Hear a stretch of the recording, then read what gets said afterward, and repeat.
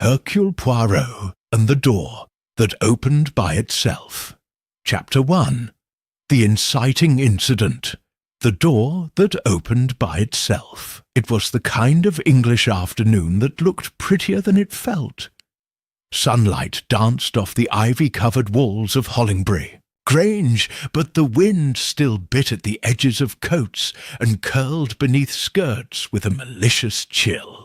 Perched on a bluff just outside the town of Eastleigh-on-Grey, the Grange had once belonged to the textile baron Gregory Hollingbury, who was said to have built it brick by brick as a monument to his fortune. Today it belonged to his reclusive granddaughter, Viola. Inside the drawing-room the atmosphere was no warmer. The guests gathered for the weekend retreat were a curious mix of elegance and unease. A ticking silence dominated, broken only by the occasional rustle of fabric or the clink of porcelain from afternoon tea. At precisely 4:37 p.m, the door to the west corridor creaked open. No one had touched it. No one had approached it. But with the slow deliberation of something ancient and unseen, the heavy oak door swung open several inches, then stopped. A hush fell over the room. "That door was bolted," said Lady Dorothy Wexham, her sharp voice slicing through the air. She was the widow of a late MP and possessed the sort of authoritative presence that made everyone subconsciously straighten their posture. "Viola, my dear, have you been having trouble with the old hinges again?" Viola Hollingbury, pale and eternally distracted, shook her head. "It hasn't done that before," she murmured. Not since Uncle Thomas died." That earned a few sideways glances. Sir Cedric Barnes, the retired magistrate who wore his opinions like medals on his chest, leaned forward. "Perhaps a draught. The fireplaces here are large enough to pull in a bullock if left untended." "I checked the corridor just this morning," said Dr. Edwin Larch, a soft-spoken man in wire-rimmed glasses. "No windows are open, and that particular door is always locked from the inside." The housekeeper, Mrs. Selby, entered with a tray just then, and nearly dropped it when she saw the door. "Oh, not again," she whispered. "Not again." The tray rattled on the sideboard. Viola rose from her chair, smoothing her skirt with fingers that trembled slightly. "Mrs. Selby, what do you mean, not again? You've never said—" But before she could finish, the silence was punctured by a scream from upstairs. A real scream, raw, startled, human. Chairs were shoved back as the guests rushed toward the staircase. Sir Cedric led the charge, huffing up the stairs two at a time, followed by Dr. Larch and the young artist Lucien Frey, whose limp cane clacked loudly on the polished wood. At the top landing they found Miss Alice Derrington, Viola's childhood friend, standing outside the guest bedroom, her hands over her mouth, her face drained of all colour. "He's dead," she choked. "Viola, he's dead." The body was that of Mr. Leonard Maltravers, a solicitor from London and the late Gregory Hollingbury's former legal adviser. He lay slumped across the desk inside the guest room, a half-written letter by his hand. His teacup had toppled, its contents spilled in a dark brown pool that soaked the corner of the paper. His eyes stared blankly at the wall, mouth agape.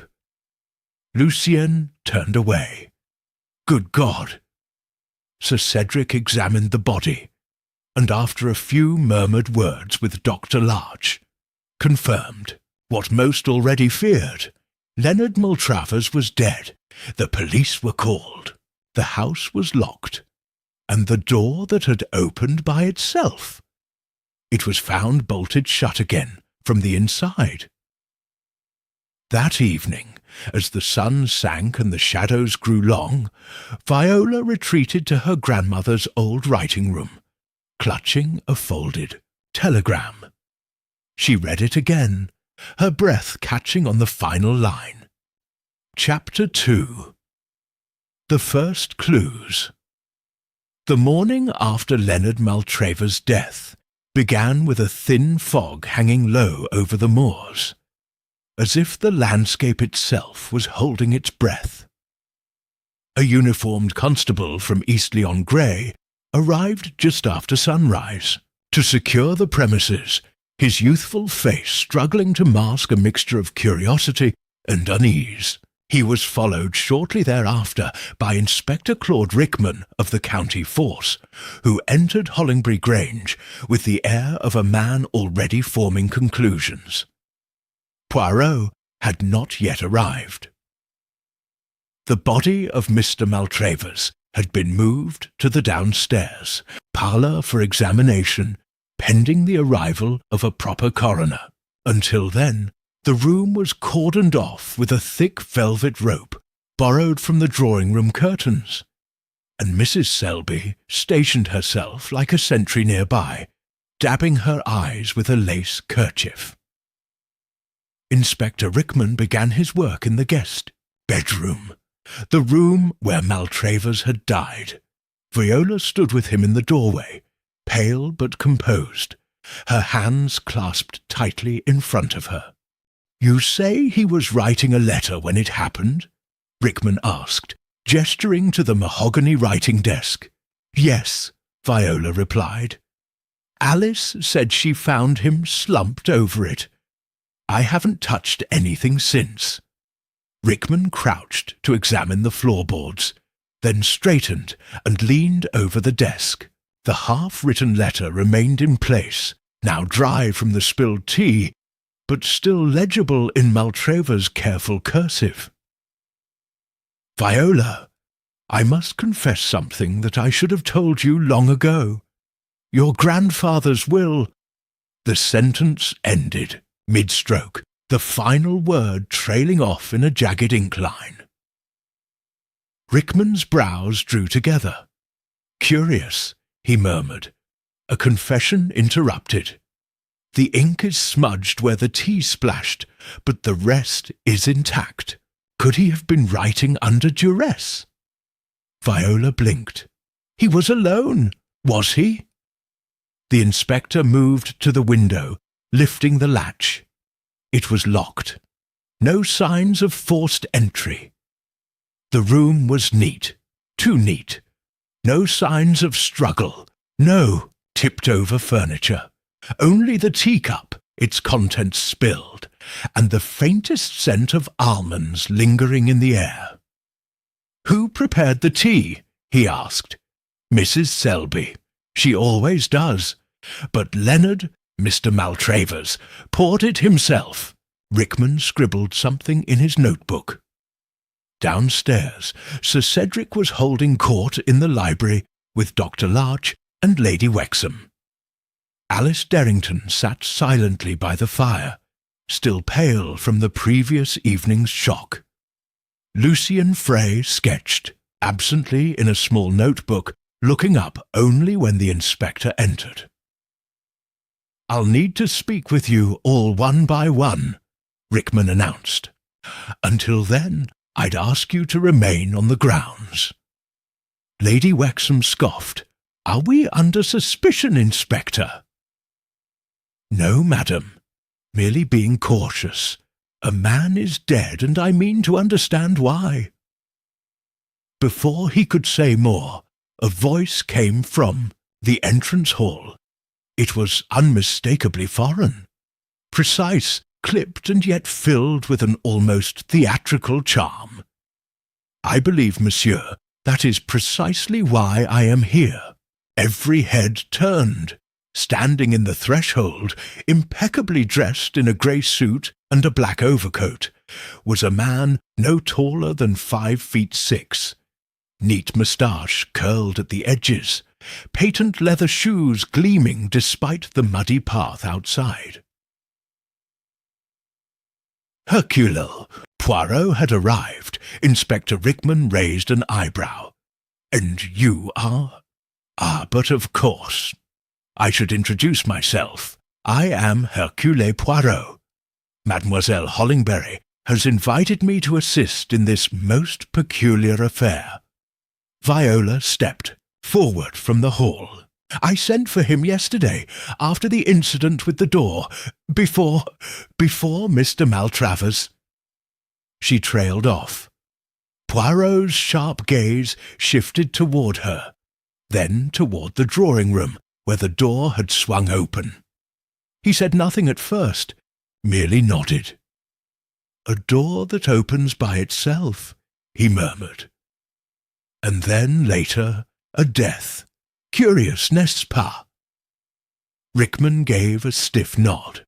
"You're welcome to observe, Monsieur Poirot, but I intend to manage this investigation properly." "But of course," Poirot said smoothly. "I do not doubt your thoroughness, Inspector. I only observe what others might overlook," removed his gloves slowly, delicately, and walked into the drawing-room with deliberate steps. There it was, the west corridor door. Heavy, oak-panelled, with an iron bolt that now sat firmly in place.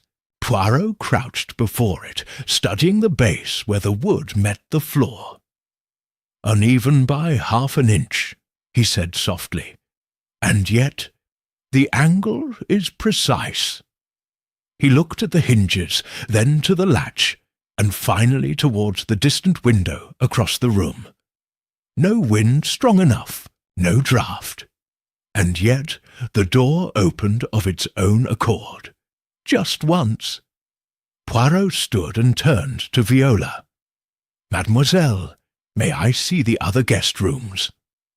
She led him upstairs in silence, followed closely by the inspector. As they reached the landing, Poirot's gaze lingered on the framed photographs. Old black-and-white portraits of Gregory Hollingbury, his children and grandchildren. But one frame was missing from the centre. "A portrait has been taken down?" he asked casually. Viola froze. "It fell last week. We haven't had it repaired." Poirot tilted his head. "And the person in it?" "My uncle, Thomas Hollingbury. He died 2 years ago, in this very house." He nodded thoughtfully. In the guest room where Maltravers had died, Poirot surveyed every object with silent precision. He sniffed the teacup but didn't touch it. His fingers hovered over the blotting paper. Then he stepped back. "It is a strange death," he said finally. "A man mid-confession, a cup of tea, and a door that opened without reason." Poirot turned back toward Viola. "Mademoiselle, you said in your telegram not to speak until I arrived. That was wise. Now, tell me exactly what happened. The first time that door opened by itself." And Viola, her voice trembling despite herself, began to speak, count consistent, progressing the narrative naturally while leading into the next section. Chapter 3. The gathering of suspects Viola's account, once prompted, came with careful clarity. Not the dramatics of one seeking attention, but the precision of someone frightened into silence. "It was 3 nights ago," she began, as Poirot, Rickman, and Dr. Larch gathered in the salon, a room whose velvet drapes and grandfather clock lent it a sombre, expectant hush. We'd all returned from dinner at the local inn. The house was locked, the fires stoked, everything as usual. Then, around 10, I heard a creaking sound from the drawing-room. She paused. I thought perhaps it was Mrs. Selby, but when I came downstairs, the door to the west corridor was wide open. just like last night, but no one was there. It was as if something had passed through. Poirot folded his hands neatly in front of him, and this was before Mr. Maltravers arrived. Yes, Viola said. He only arrived the following day. Poirot's moustache twitched. Très bien. Then the door is not a reaction to the man's presence. At least not directly. Inspector Rickman remained sceptical. Sounds like old hinges, a draught, or a flight of nerves. Poirot turned slightly toward him. Perhaps, but the door in question was bolted last night, no? And it opened still. We are not in the habit of ignoring impossibilities when a man lies dead. With that, he requested to meet each of the guests, one by one. They assembled in the library, the only room large enough to hold them all without feeling suffocating. Poirot, standing near the tall windows where light streamed in with muted elegance, took each face in turn. Viola Hollingbury, the heiress, early 30s, intelligent eyes, a nervous tension beneath her calm exterior. Her inheritance, as Poirot had learned, was delayed pending a legal clarification in Gregory Hollingbury's contested will.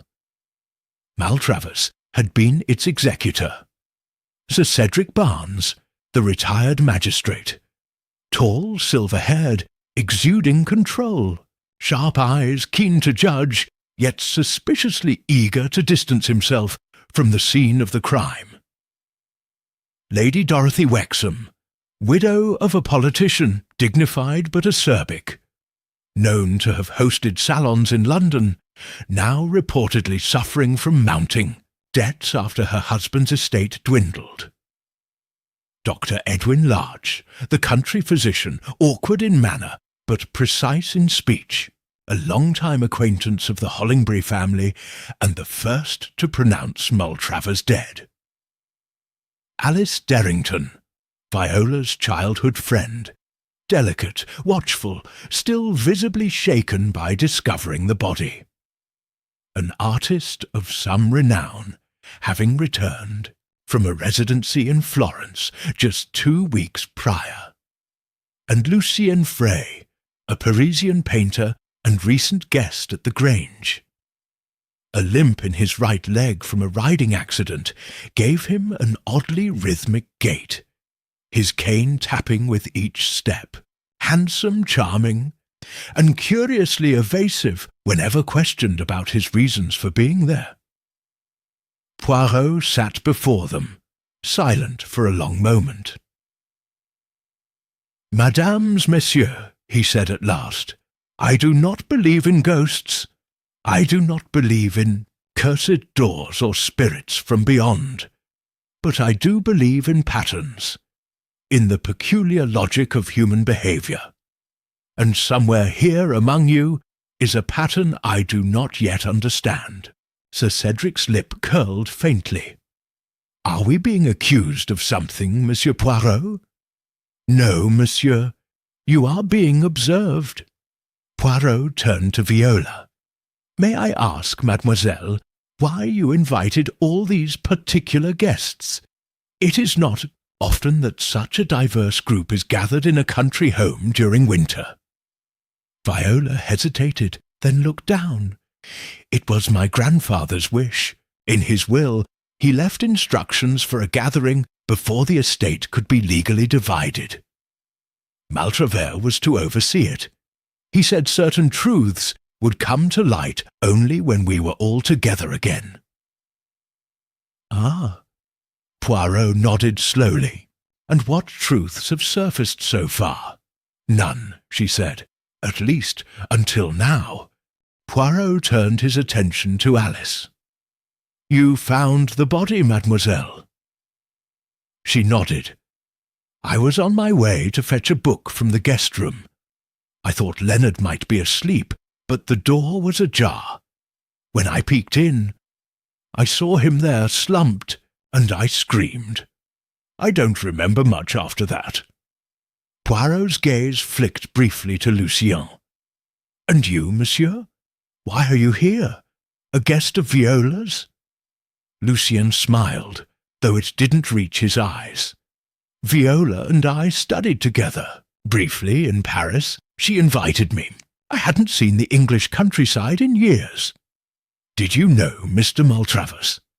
"Not well," Lucien replied. "He seemed tense, guarded, and always writing letters." "Letters?" Poirot asked. "To whom?" Lucien shrugged. "I assumed his firm. Perhaps someone in London." Poirot's attention shifted again, this time to Dr. Larch. "You examined the body. Your conclusion?" Dr. Larch fidgeted. "Heart failure. There was no visible trauma. But there was a peculiar smell in the room. Bitter almonds." Poirot raised an eyebrow. "Which might suggest cyanide, non?" Larch nodded. "Possibly. But we'll know for certain only when the coroner's report arrives." Poirot stood. "Then we must wait, but not idly." He walked to the window and looked out toward the wind-blown hedges lining the estate. "In my experience," he said quietly, "a man seldom dies without reason, and a door seldom opens on its own, especially not twice." The guests exchanged glances, suspicion, fear, and quiet calculation flickering behind their composed expressions. Poirot turned back to them, hands behind his back. "Until the truth is revealed, I suggest you all remain within the house. Something tells me this matter is far from over." Chapter 4. Poirot arrives officially.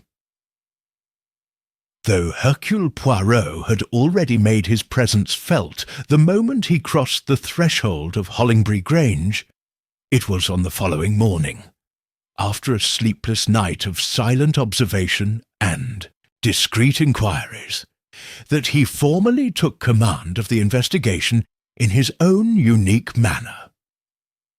The house was quiet at breakfast. No one spoke more than a few words. The usual morning chimes from the grandfather clock felt louder, more intrusive. Even the clink of silverware was met with flinches. A man had died within these walls, and although Inspector Rickman busied, himself cataloguing the guests' statements, it was evident to all that they were waiting for someone else to take the lead.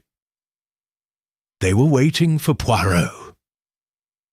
At precisely 9 a.m., Poirot descended the staircase with the elegance of a man unhurried by time. Not a speck of lint on his charcoal grey suit, his pocket square folded with surgical precision. He nodded once to Viola, who waited at the foot of the stairs. "Shall we begin, mademoiselle?" She guided him back to the west corridor, where the infamous door still stood closed, bolted once again. Poirot knelt before it and examined the frame with near ritualistic care. "You say the door was open before Mr. Maltravers arrived, and again the night he died?" he asked.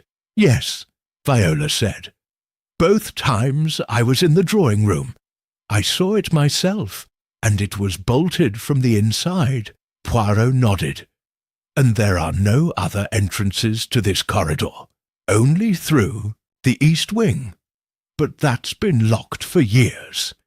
It leads to the old music room and servants' quarters. We never use it." Poirot rose and examined the bolt. A strong spring, well oiled. The mechanism is old but functional. No damage, no forcing. He peered beneath the doorframe, and yet no signs of tampering, no string, no wire, which means— He stood and turned. "It is not how the door opened that troubles me," It is why it opened, and at what moment. That remark hung in the air long after he left the corridor. By noon, Poirot had requested the full floor plan of Hollingbury Grange, which Mrs. Selby retrieved from the estate office. The parchment was brittle, with faded ink markings and annotations in Gregory Hollingbury's hand. Poirot studied it for over an hour, tracing lines with a gloved finger, eyes narrowing at the overlapping corridors and hidden servants' passages. "Voilà," he whispered, tapping a narrow section between the guest bedroom and the west corridor. "That will be important." Later that afternoon, he began a series of private conversations with each guest. Not interviews, as Rickman had done, but something more delicate, more theatrical. First came Lady Wexham. Poirot invited her into the rose parlour, a sun-drenched space with pale furniture and the faint scent of potpourri. It was a room built for comfort and disarmament. "Madam," he said, after offering her tea she barely sipped, "you knew Gregory Hollingbury quite well, no?" "I did," she replied, composed and crisp. "Our families ran in the same political circles, and yet you seemed surprised when his will was mentioned." Lady Wexham's gaze did not flinch. "I was surprised because I thought the matter had been settled. Gregory was an intensely private man. His death left more confusion than clarity. And now, with Leonard gone as well." Poirot nodded slowly. "It is most inconvenient, especially for those who were depending on the resolution of the estate." Her lips thinned. "Are you suggesting I had anything to gain from his death?" "Not at all, madam. I am only noting that motives are like locks. Each requires a key. I am searching for the one that fits." When Lady Wexham left, Poirot allowed himself a quiet smile. Next, he spoke with Dr. Edwin Larch. The physician entered stiffly, hands behind his back, eyes uncertain. Poirot gestured to a chair and began. "You were the first to examine the body, oui? What did you observe?" Dr. Larch exhaled through his nose. "No sign of struggle, no visible wounds. I noted a smell of bitter almonds, which may suggest cyanide. But I'm not a toxicologist. Still, you must have some theory." "I believe he was poisoned," Larch said bluntly, "whether in his tea or otherwise. But I cannot confirm it without a proper autopsy." Poirot tilted his head. "And who had access to the teacup?" "Everyone. It was a self-serve tray. Mrs. Selby brewed it, but Mr. Maltravers poured it himself." "A dangerous liberty," Poirot murmured. "And you, doctor, have you ever administered cyanide?" Larch blinked. "No, certainly not. No former cases, no experiments. I'm not that kind of doctor." Poirot raised an eyebrow, said nothing, and dismissed him. The afternoon waned, and Poirot continued his quiet crusade of probing questions. To Alice Derrington he posed only a single query. "What were you looking for in the guest room that night?" She blinked. "A book. I left it there earlier." "A book you have yet to name," Poirot replied gently. She flushed, eyes flickering. "It was a poetry volume. Tennyson." Poirot nodded. "Ah, yes, Tennyson, always popular in times of grief." Lucien Frey came next. His interrogation was the briefest. "Monsieur Frey," Poirot said, "why have you not unpacked?" Lucien smiled faintly. "I intended to, but after the death I felt it rude. And yet you arrived 3 days ago." The smile faltered. Poirot leaned forward. "You are not here by accident, nor are you simply a painter passing through." Lucien stood, adjusted his coat, and left without answering. By the end of the year's day, Poirot stood alone once more in the corridor outside the infamous door. He did not speak. He simply stood still, watching the door with the intensity of a man trying to will it open again, not with force, but with understanding. Behind him, the Grange whispered with old secrets, and somewhere in the house, someone was watching him watch the door. Chapter 5. Initial interviews begin. The morning fog returned, curling through the hedges like a living thing, softening the edges of the world, as if nature itself were reluctant to expose what truly lay beneath the surface. Hollingbury Grange, with its tall windows and watchful chimneys, stood like a house holding its breath. In the drawing-room, Poirot arranged a single chair opposite the fireplace, a deliberate stage. The others, scattered behind him along the edges of the room, would be kept out of view and out of earshot. It was time to listen, not just to what was said, but to what was avoided. Inspector Rickman hovered in the corner, notebook in hand, still visibly irritated at his sidelining. But even he, grudgingly, had begun to defer to Poirot's quiet command. The first to be summoned was Sir Cedric Barnes. He entered briskly, posture rigid, cane tapping sharply against the floor. "If this is to be some sort of inquisition," he began, "I'd prefer to get it over with." Poirot gestured to the chair. "But of course, please sit. This is not the Inquisition, Sir Cedric. It is only an opportunity for clarity." He waited until the older man sat before continuing, his tone smooth. "You have known the Hollingbury family for decades, no? A long association.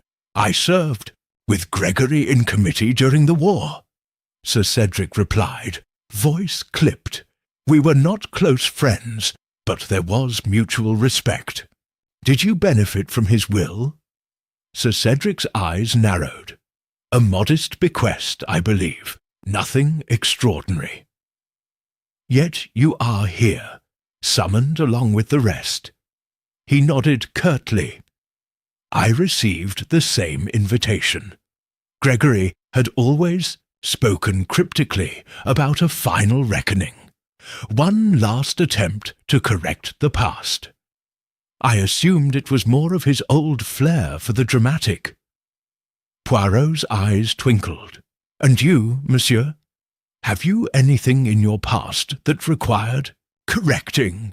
Sir Cedric's jaw tightened. "Certainly not. I've lived an honest life. No skeletons in my closet." Poirot said nothing more. He simply watched the man rise and walk out with his usual measured stride, though perhaps just slightly too measured this time.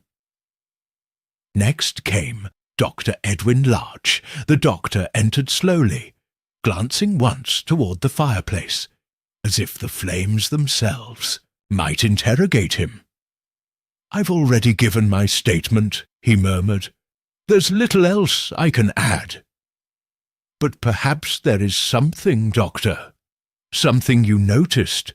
Something you dismissed."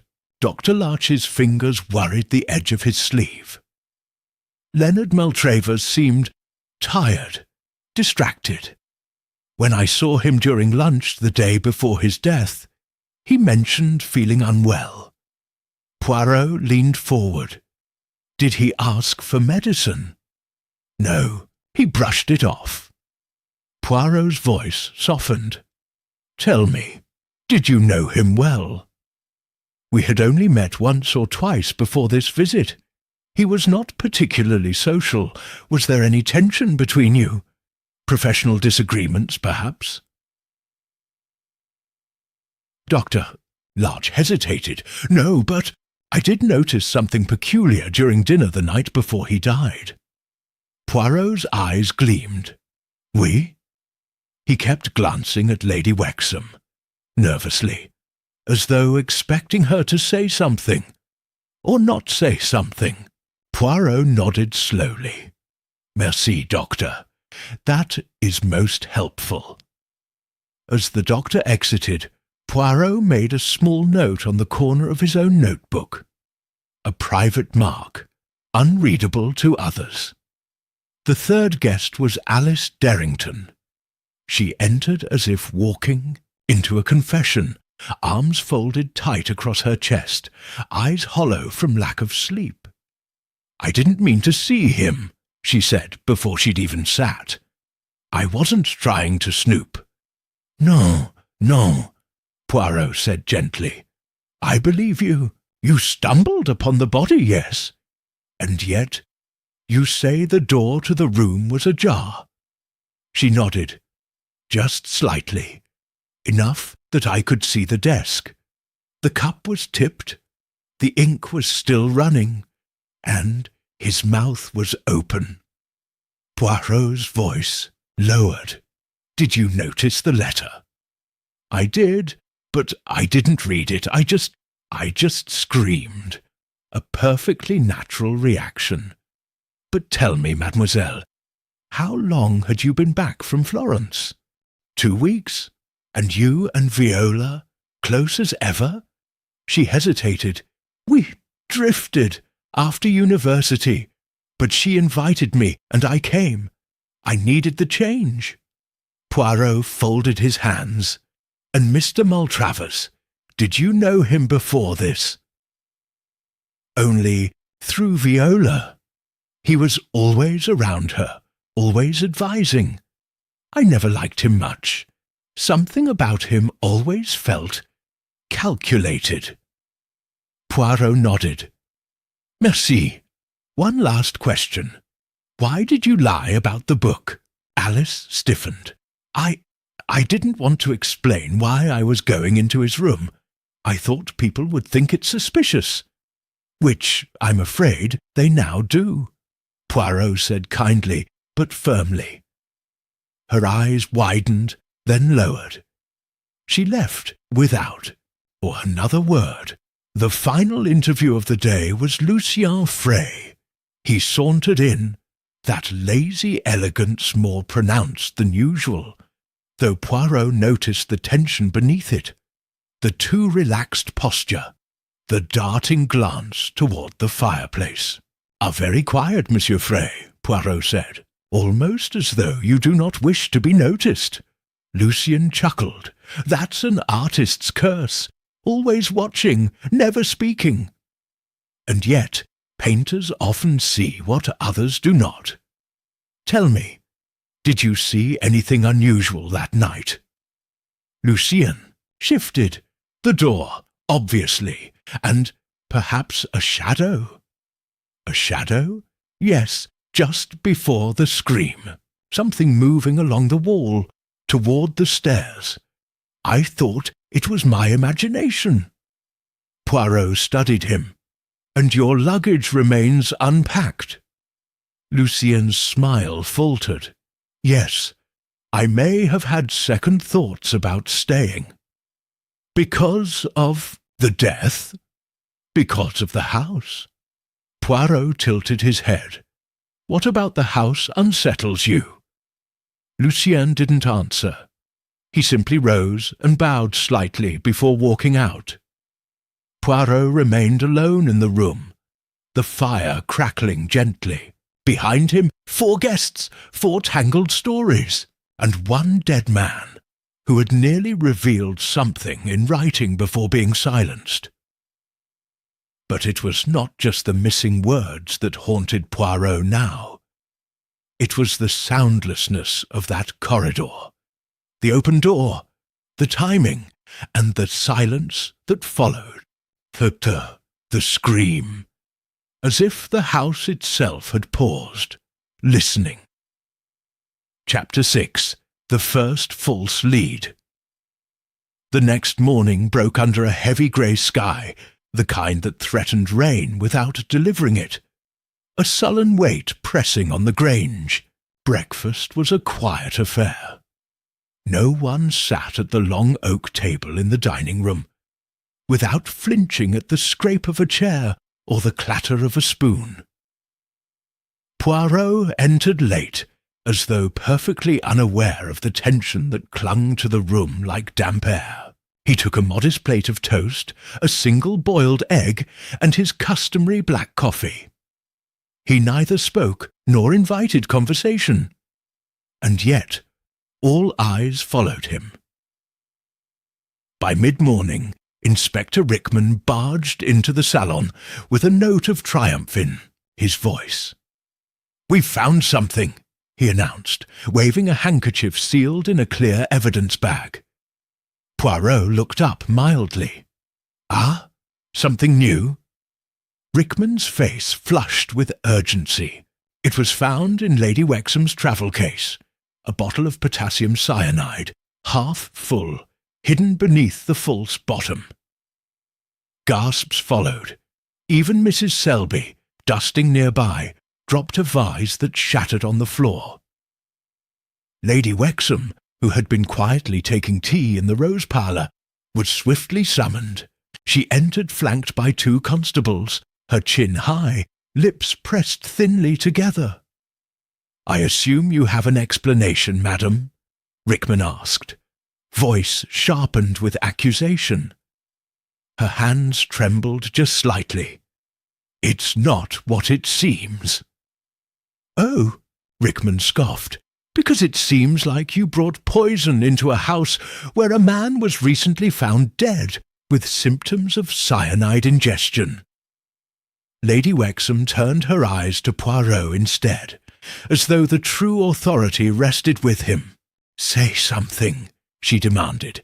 "You must see that this is nonsense." Poirot, impeccably calm, approached her with a slight incline of his head. "Madame, if it is nonsense, then the explanation should be simple. What use have you for potassium cyanide?" She hesitated, then, "I use it in my jewellery care kit. I restore old brooches, Victorian pieces. Cyanide, when diluted and handled properly, can be used to remove tarnish from certain antique metals.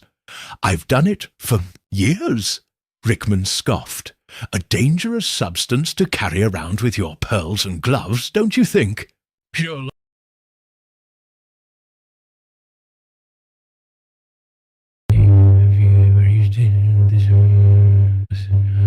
She's not once opened that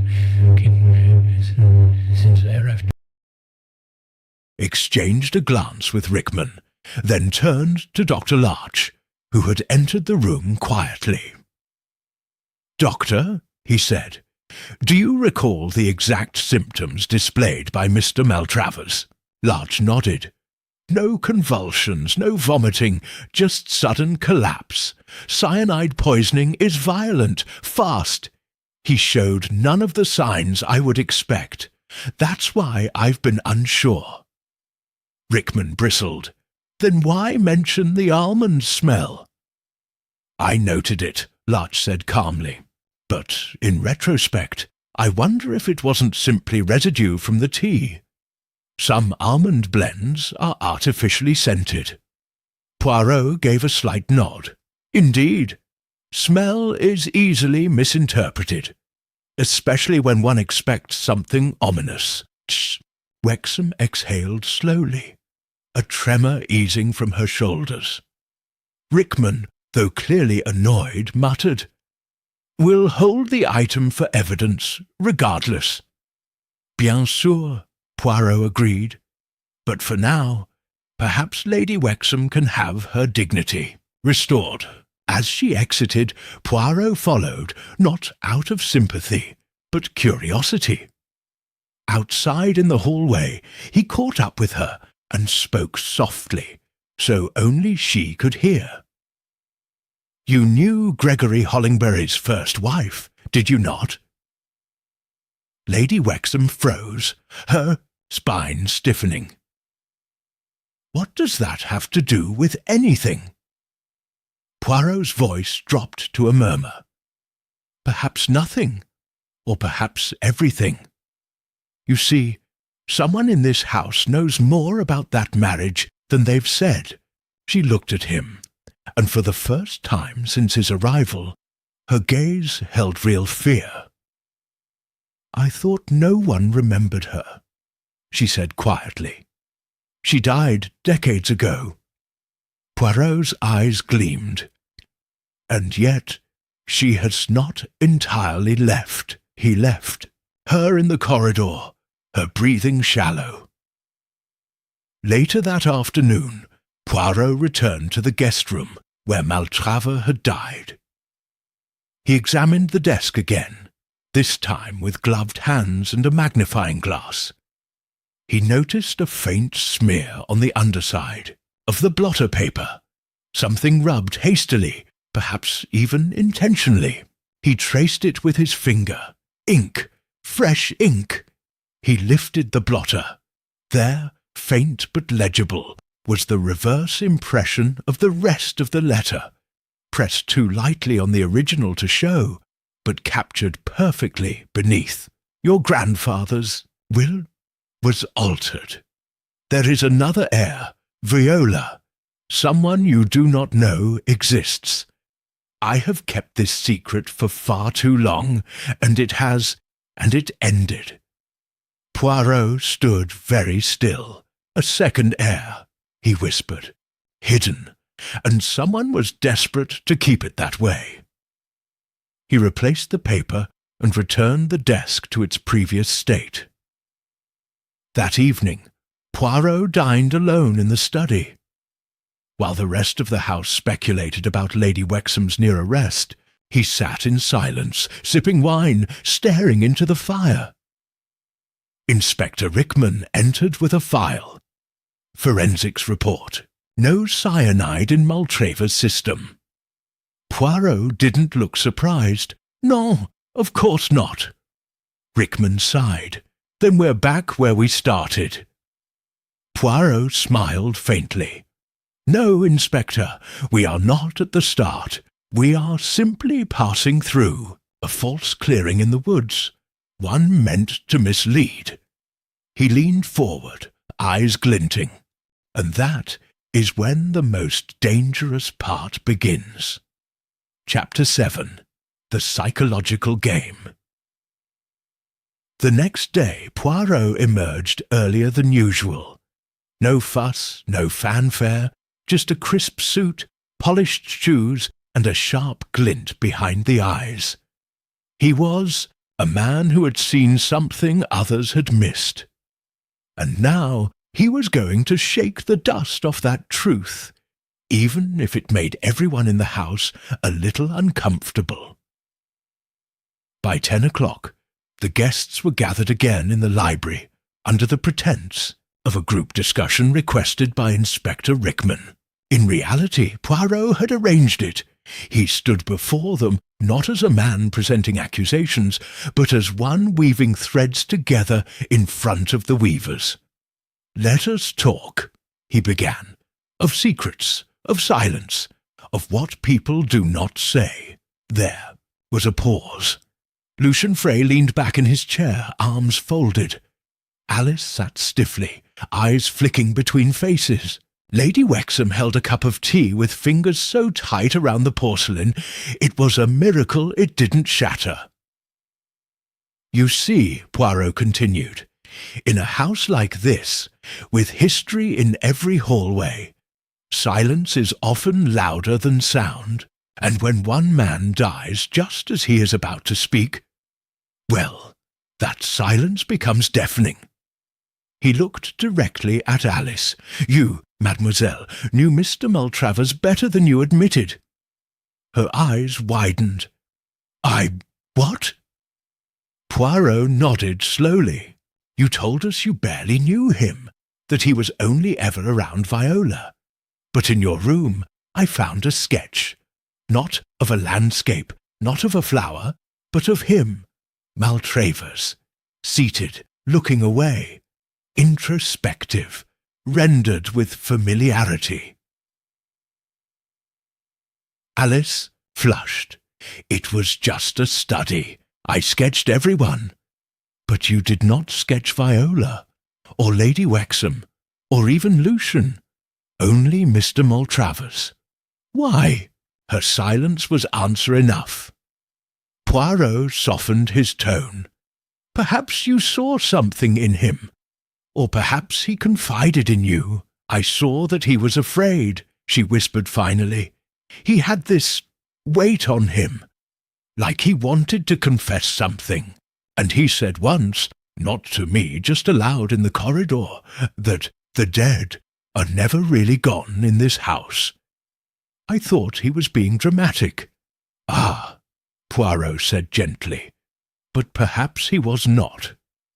Poirot turned then to Lucien. "That you, monsieur, have still not unpacked, even after several days." Lucien gave a thin smile. "I told you, I've been uneasy since I arrived." "Yes," Poirot said, "but not because of the death, because of the inheritance." Lucien blinked. "What do you mean?" "I have reason to believe you are not here as Viola's guest, as claimed. You are here because you were instructed to be, summoned, like the rest. But your connection to Gregory Hollingbury has nothing to do with art or friendship. It is blood." A hush fell over the room. Lady Wexham set her cup down with a trembling hand. Lucien hesitated, then spoke. "That's absurd." "Is it?" Poirot said. "Because Maltravers's unfinished letter, the one he died writing, revealed that Viola is not the sole heir. There is another, someone no one in this house speaks of, someone long kept in the dark, or perhaps kept out of the will deliberately." Lucien opened his mouth, then closed it. Poirot leaned forward. "Your father, the artist Jules Frey, once worked in London, quietly, an obscure painter. But he once did a portrait of a young woman named Helena Marston." The name made Lady Wexham visibly tense. "She was Gregory Hollingbury's first wife," Poirot continued, "before the marriage was annulled, before the official records were tidied." Lady Wexham stood abruptly. "This is gossip, slanderous and cruel." "No," Poirot said, his tone suddenly cutting. "It is the past you thought had been buried. But Maltravers was digging it up, and you knew it." She faltered. Poirot's voice softened again. "I do not say you killed him, madam, but I do say you knew who Lucien was before he ever arrived. You saw the resemblance, you recognized the surname, and it frightened you." Lady Wexham didn't respond. She turned and walked out, her departure loud with implication. Poirot returned, to Lucien, whose face had lost its colour. "I am not here for the money," Lucien said quietly. "I didn't even know. I received a letter from Maltravers. He said I needed to come, that something important would be revealed." Poirot nodded. And perhaps he meant to reveal it. Through the letter he never finished. But someone feared what he might say aloud. Someone acted. He stepped back, looking over the guests. What remained of them? I do not yet know who, but I now know what they feared. The guests dispersed after that, some in silence, others in whispers. Poirot returned to the west corridor, where the infamous door remained bolted shut. He stared at it. "It is not the door that is haunted," he said aloud. "It is the house itself. not by ghost, but by truths no one dared open. He placed a hand on the bolt, and just for a second, just in that flicker of silence, the door twitched, not opened, not forced, but something behind it stirred, a shift in air, a subtle groan of wood. Poirot did not flinch. He stepped back. "Not yet," he whispered, "but soon." Chapter 8. A Secondary Mystery. The following day dawned with a stillness so complete it was almost accusatory, as though the house itself was aware that something remained concealed within its walls, and had now resolved to hold its breath until it was dragged to light. Hollingbury Grange, usually full of old charm and antique grandeur, had begun to feel increasingly claustrophobic. The corridors echoed a second too long. The creaks in the floorboards had taken on new, suspicious meanings. Conversations happened in hushed tones behind closed doors. Suspicion had seeped into the very wallpaper. Poirot, however, was calm as ever. He walked the perimeter of the house shortly after breakfast, noting the details that others might miss. A stone out of place on the garden path, a misplaced flower pot beneath the study window, the faintest scratch on the sill as if someone had lifted it recently. By late morning, the calm shattered. A scream rang out again, sharp, sudden, slicing through the silence like a razor. Poirot was already halfway up the main staircase when Mrs. Selby's voice cracked through the halls. "It's gone! The envelope's gone!" She was in the linen cupboard on the 3rd floor, trembling as she held the door ajar. Inside was a hidden drawer at the back of a shelf, not visible unless one crouched and looked directly at it. The kind of hiding place someone would use if they'd lived in a house for decades. "It was here," she wailed. "Mr. Maltravers asked me to keep it safe for him. He said it had something important inside. Something for Miss Viola, if anything happened to him. I've not touched it since he gave it to me." And now Poirot knelt by the drawer. No signs of breakage, no scratches, no damage to the wood. Just absence. Rickman arrived moments later, trailed by the ever-watchful Sir Cedric and a noticeably pale Alice. "A robbery now?" the inspector asked grimly. "As if death wasn't enough." "Not a robbery," Poirot said quietly. "A cover-up. The envelope contained something that Maltravers did not trust to the post. Something too dangerous to keep on his person." He stood slowly. "And someone knew." Poirot turned to Mrs. Selby. "You told no one of the drawer?" "No, monsieur. Only him and me. That's all."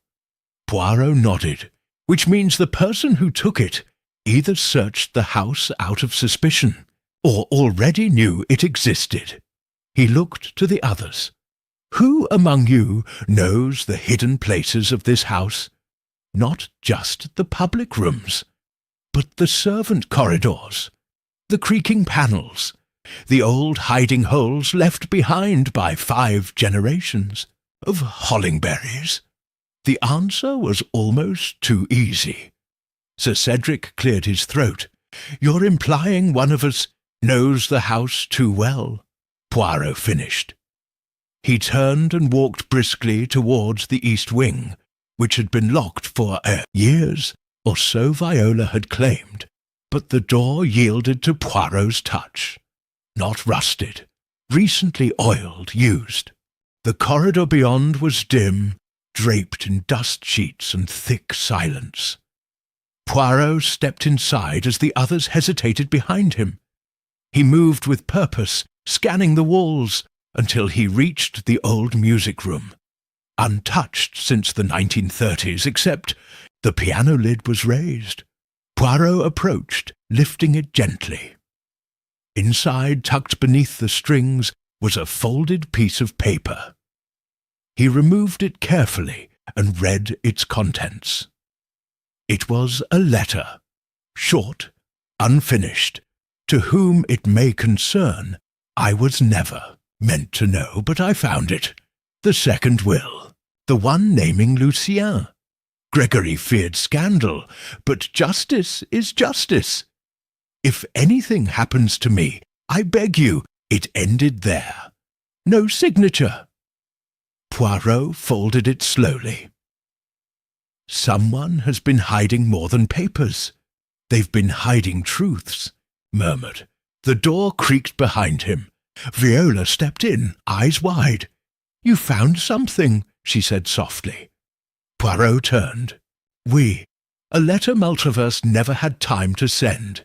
He had discovered the second will, the one that made Lucien heir to part, perhaps all, of the estate. Viola staggered back a step. That can't be.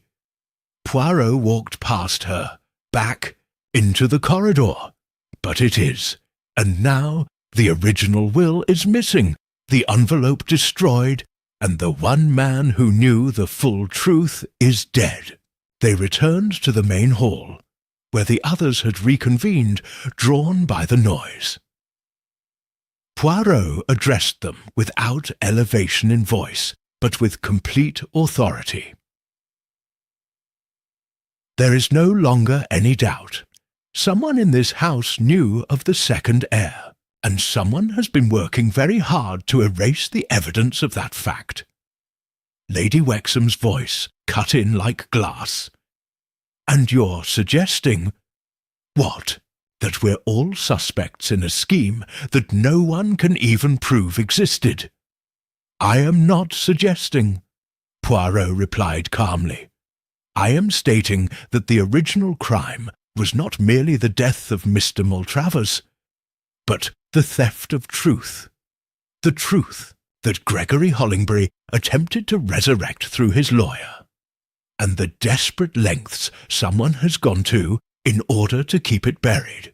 He turned to Lucien, whose face had grown unreadable. This is no longer about who inherited what, Poirot said softly.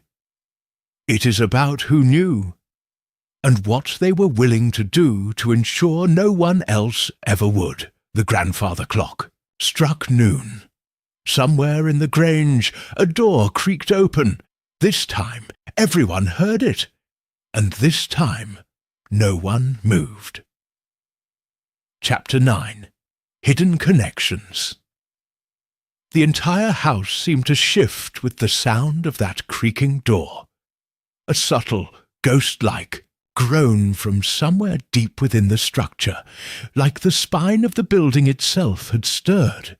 Everyone in the main hall turned toward the source, but there was nothing to see, only the echo of something uninvited. Poirot didn't move immediately. His head tilted ever so slightly, like a man passing the language of silence. Again, he murmured, the house speaks. Inspector Rickman, already tense from the earlier revelations, barked an order. Check the west corridor, seal it off, no one moves alone. 2 constables took off down the hall, boots clapping on tile. The guests lingered in frozen unease. Even Sir Cedric, usually so composed, looked genuinely shaken. Poirot, however, remained unnervingly calm. Something has changed, he said softly. The ghost, if we can call it that, grows bolder. Or perhaps it is the conscience of a guilty soul, growing careless. Within the hour, Poirot had reassembled the group in the salon, not by force, but by his quiet insistence. One by one, they returned as though drawn by gravity. This time Poirot didn't begin with questions. He began with names. Helena Marston, Jules Frey, Thomas Hollingbury. The effect was electric. Lady Wexham stiffened. Sir Cedric turned pale. Even Viola blinked rapidly, the names like stones thrown into deep water. Poirot paced slowly before them, hands behind his back. "These names," he continued, "form the axis of this mystery. The forgotten wife, the obscure artist, the brother who died too suddenly. You see, messieurs et mesdames, this is not only a case of a man silenced before he could speak. It is a case of history, buried, rewritten, and now resurfacing through cracks no one can repair." He turned sharply to Lady Wexham. "You knew Helena Marston, did you not?" She didn't answer. "Allow me," Poirot said gently. "You were her companion briefly when she lived in the city after her annulment. You kept the secret for Gregory, and you were compensated for your loyalty." Lady Wexham's voice was brittle. "It was another time.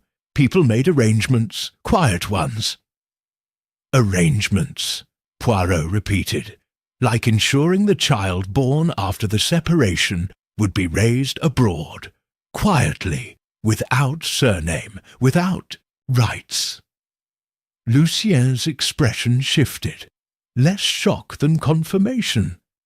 "I always wondered," he said under his breath, "why my father was paid to leave London, why he never spoke of his past." Poirot nodded, because someone ensured he would not.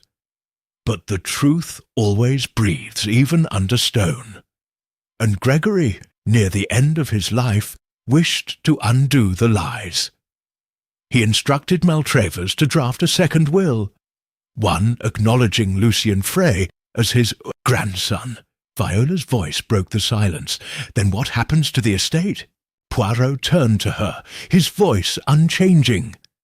"That, mademoiselle, depends on the original will, which has been destroyed, and on the second will, which is missing." Rickman folded his arms. "Which means nothing unless it's found." Poirot's eyes narrowed slightly. "Unless someone here has already read it, and acted to prevent its use." He turned to Sir Cedric now, his tone more pointed. "You, monsieur, were Gregory's confidant and executor before Maltravers. The legal framework of the will passed through your hands more than once." Sir Cedric's mouth tightened. "And what are you implying, Poirot?" "That you had access and motive. You stand to lose your bequest should the will change." Sir Cedric rose abruptly. "That is a serious accusation." "It is not an accusation," Poirot said evenly. "It is an observation. You walk these halls like a man familiar with every passage. You know the east wing, the old keys, the hidden drawers, and yet you claimed no knowledge of the drawer where the envelope was kept." Rickman stepped forward. "You'll need to answer to that, Sir Cedric." The older man glared at them both, then turned to Viola. "Your grandfather trusted me, far more than he trusted these interlopers." Viola's voice, though quiet, was steady, and if that trust was misplaced. Poirot raised a hand, stilling the room again. "We are not yet at the end," he said, "but we are close, because now we know the relationships, the buried history, the motives that bind each of you together." He turned to Dr. Larch, who had remained mostly silent. "And you, Doctor, the death of Thomas Hollingbury. You signed the certificate." Larch blinked. "Yes, of course. I was called in. He died in his sleep. Heart failure." "Yet Thomas was in perfect health, no?" The doctor hesitated. "As far as I knew." Poirot moved closer, And there was no autopsy. Why? Because the family didn't request one. Poirot's voice dropped. Or because you were pressured not to.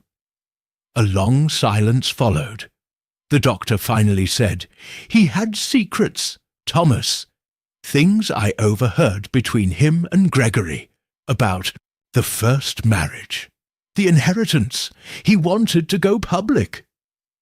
And then he died. Poirot finished. Dr. Larch didn't speak again. The web was tightening. Poirot could feel it. Someone, perhaps more than one, had killed to maintain the illusion, to protect what they believed was theirs. He turned back to the window. Outside, the rain had begun at last. Slow, steady, inevitable. "When truth is buried," he said softly, "it does not rot. It grows roots, and the deeper it's buried, the stronger it returns." The fire crackled. "Behind him, now," he said.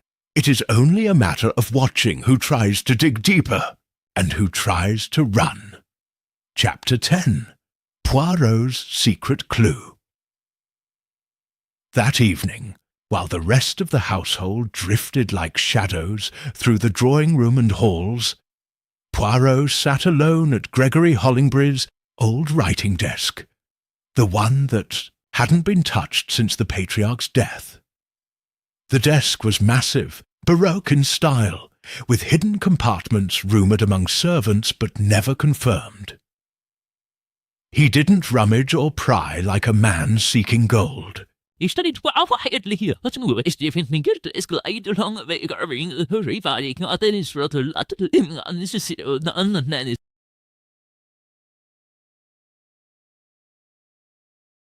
and soon all than and the raised does who could read with here the shallower grooves he pressed it in the Gently, a soft click. The top of the desk popped open with the faintest hiss of released air. Inside, a hollow compartment lined in burgundy velvet, and resting within, a single object, one that would have been overlooked by anyone in a hurry. A silver key, small, tarnished, with a faded crest engraved on its bow. H.G.H. Hollingbury, Gregory House. Poirot turned it over in his hand, and then smiled. Not with triumph, but with the quiet satisfaction of a man whose theory had just found its first piece of proof. He did not call for anyone. Not yet. Instead, he slipped the key into his waistcoat pocket and returned to the hearth. There he stood in the flickering light, staring into the flames as if waiting for the house to confess. The next morning was cold. Unusually so. The fireplaces across the grange were stoked, but the chill lingered like an unseen guest. Poirot rose early for going breakfast. He went straight to the west corridor, the place where the door had opened by itself, and where no one had dared linger too long since. The corridor remained bolted, but now Poirot had the key. He crouched low and examined the baseboard near the floor, where the wood was darker than the rest. A subtle water stain, perhaps. But no. The grain was worn, as if brushed frequently, cleaned too often. He inserted the key into a nearly invisible panel beside the door frame. Not the bolt, but a recess hidden behind moulding that no one would think to search. Click. A hidden door inside the wall released. Not the grand oak door the others had seen swing open, but a false panel, flush with the shadows, that led to a narrow crawl space. Poirot entered alone. It was just wide enough for one man to pass, just tall enough not to crouch. The air was stale, touched by old dust and the faint metallic scent of something once spilled long ago. He emerged 10 meters later, behind a mirrored panel in the guest bedroom where Maltravers had died. And now he understood. The killer had not entered through the front door. They had been in the walls, a secret passage known only to those with intimate knowledge of the house, had allowed someone to enter Maltravers' room unseen, silence him before he could finish the letter, and vanish without trace. Poirot returned the way he came, the key still warm in his palm. As he stepped back into the west corridor, he found someone waiting for him. Viola. She stood in her dressing gown, eyes wide. "You were gone a long time." "It was not far," he said softly. "Where did you go?" "To find the truth, or at the very least its door." She hesitated. "Is it over?" Poirot shook his head. "No, mademoiselle, it is only beginning. But now I have my first weapon." Later that afternoon, Poirot gathered the household again, this time in the East Wing's conservatory, a once-forgotten room of glass and green wrought, long neglected. He placed the silver key on the table. "This," he said, "is the key to the hidden corridor behind the west door. The door that opens without cause. It leads directly to the guest room where Mr. Maltravers died." A long silence. Lucienne stepped forward. "Are you saying someone killed him through a secret passage?" "Oui. Not through the door. Through the walls." Sir Cedric shook his head. "That's preposterous. Only Gregory ever knew those tunnels." Poirot's eyes flicked to him. "Precisely. Gregory, and those he trusted. Those who lived here before you, Sir Cedric, or remained longer than they were welcome." Poirot turned slowly to the others. "One among you used this key, and not just recently. I believe this passage was also used 2 years ago, the night Thomas Hollingbury died. The symptoms were consistent with poisoning, yes, but the timeline? Curious. He was alone in his locked room, the same locked room, in fact, where Mr. Maltravers was found." Gasps Alice stepped back. "You mean Thomas was murdered?" Poirot nodded solemnly. "I believe so. And I believe the same person who killed him also silenced Mr. Maltravers, because both men knew the truth. Both men threatened the illusion this family has clung to, of a single heir, a clean legacy, a neat end." Rickman stepped forward. "Do you have evidence?" Poirot tapped the key. "Not yet, but I have motive, method, and soon I will have mistake. Because a killer, once desperate, always slips." He turned to the room. "Tonight I shall test a theory, a final test, and when it concludes, the guilty will have nowhere left to run." The storm outside had grown louder. Rain lashed against the conservatory glass. Somewhere a door creaked. Not the hidden one this time, but a real one, honest and open. Poirot did not flinch. The trap was nearly set, and this time he would be waiting. Chapter 11. Tensions. Rise, evening descended on Hollingbury Grange like a shroud, smothering what little warmth remained in its cold, cavernous halls. The rain had grown heavier, drumming on the windows with restless fingers. Thunder muttered, in the distance, not yet near, but near enough to make itself known.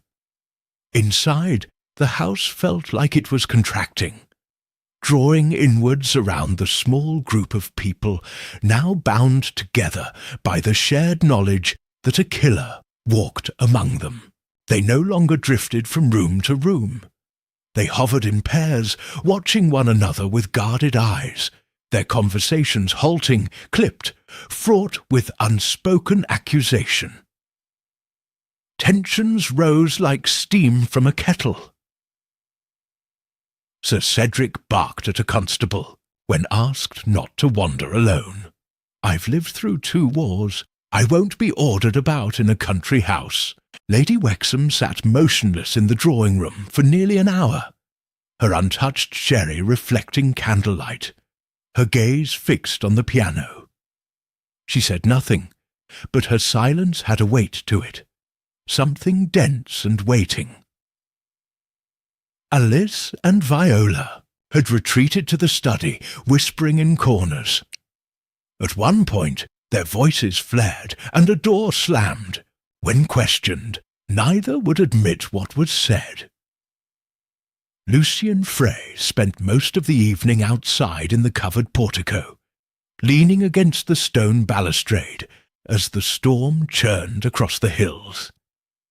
He smoked in silence, the glow of his cigarette, a distant ember in the rain. Poirot watched it all. He moved through the house like a shadow, listening more than speaking. Every glance exchanged between guests, every hand fidgeted with too long, every hesitation before answering a question. It was all data, carefully stored in the meticulous filing cabinet of his mind. At 8:30, he called them to the library. He had said earlier that he intended to run a final test, and though no one admitted it aloud, they were each desperate for the ordeal to end. When the guests had assembled, Lady Wexham, Sir Cedric, Lucien, Alice, Viola, and Dr. Larch, Poirot remained standing. He held nothing in his hands. There were no documents, no dramatic revelations, just words. Monsieur Maltravers, he began, was not killed by cyanide, nor was he killed by fear, or accident or fate. He was murdered, silently, deliberately, and the murderer used a passage that most of you had forgotten existed. No one interrupted. Poirot walked slowly across the carpet, each footstep precise. We have, over the past days, uncovered motives, secrets, buried connections. We have seen what desperation looks like in polite clothing. He turned to Sir Cedric, a man whose authority is slipping. Who knows that his legacy, once promised, could be taken by a stranger? Then, too, Lady Wexham, a woman who has hidden her own shame for decades, a broken loyalty, a bargain made in silence. Then Alice, a witness, perhaps more, a woman who saw more than she admits, who carries guilt not of commission, but omission. Then Lucien, a man invited to a house he didn't know, only to find his name etched in every corner, the very place that once rejected his mother. Then Dr. Larch, a doctor who signed not 1, but 2 death certificates, both suspicious, both unexamined, and finally Viola, the rightful heir, or so she believed, now caught between what she was told and what may never have been true. He let the silence settle. Then he said very softly, "The test is already underway." They all looked at each other. "While you have spent the evening talking, watching, waiting, I have done one simple thing. I left the silver key missing." That startled them. Lucien stood. "What?" Poirot raised a hand. "It is not truly missing. I replaced it with a duplicate. It opens nothing. But the original is back in its hiding place." Lady Wexham's face went white. "And now Poirot continued. "Someone has tried to retrieve it." Gasps fluttered like moths in the room. Poirot turned slowly to the door. "Come in, if you please." A constable entered, holding something in his gloved hand. A second key, slightly damp from the effort it had taken to pull it from the hollow in Gregory's desk. Poirot held up the original. "They match in design, but not in wear." Rickman stepped in behind the constable. He caught someone retrieving it. Or attempting to, Poirot corrected. Rickman looked grim. The doctor, all eyes swung to Dr. Larch, who had shrunk back in his chair. Poirot's tone sharpened. "You have been quiet, Doctor. Too quiet and too helpful. Always present, always ready to confirm, and always the first to arrive when someone dies." Larch's voice cracked. "I didn't kill him. I swear it." "You retrieved the key," Poirot said. "To what end?" I was told to hide the passage. Years ago. By Gregory himself. He feared what Thomas would do. He said it had to be kept sealed, forgotten. I only followed orders. Poirot stepped forward. "Did you kill Thomas Hollingbury?" "No!" Larch cried. "But I found him. I found him already gone. Gregory said not to ask questions. I signed the certificate because I owed him." Poirot's eyes narrowed. "Then what of Maltravers?" Larch hesitated. "He came to me 2 days before he died. He told me he was going to change everything, that a second will would be read, that the house and the estate would be split. He said he feared for his life." "And what did you do?" "I told him to leave. I begged him to go back to London. But he stayed, and then he died." Larch slumped in his chair, shaking. "I didn't kill anyone. I was afraid." Poirot studied him, then gave a single nod. "I believe you did not kill Maltravers, but you allowed a death, and that, too, is a crime." He turned to the others. "The murderer, however, is still at large. Someone clever, someone desperate." He paused. "And soon they will act again." The wind howled outside. Somewhere, deep within the house, a panel creaked. Not the door, the walls themselves, and Poirot smiled just slightly. "The trap," he said, "is nearly closed." Chapter 12. The Confrontation. The storm that night was unlike the others. It did not roll in with theatrics or warn of its arrival.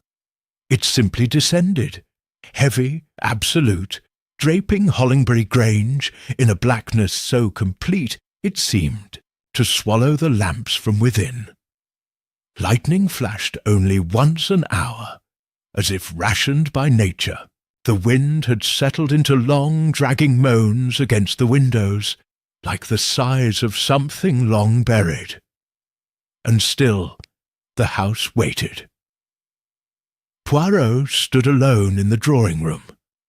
The fire had long since died, and he had not asked for it to be relit. Instead, he kept vigil by the cold grate, his silhouette fixed against the tall windows.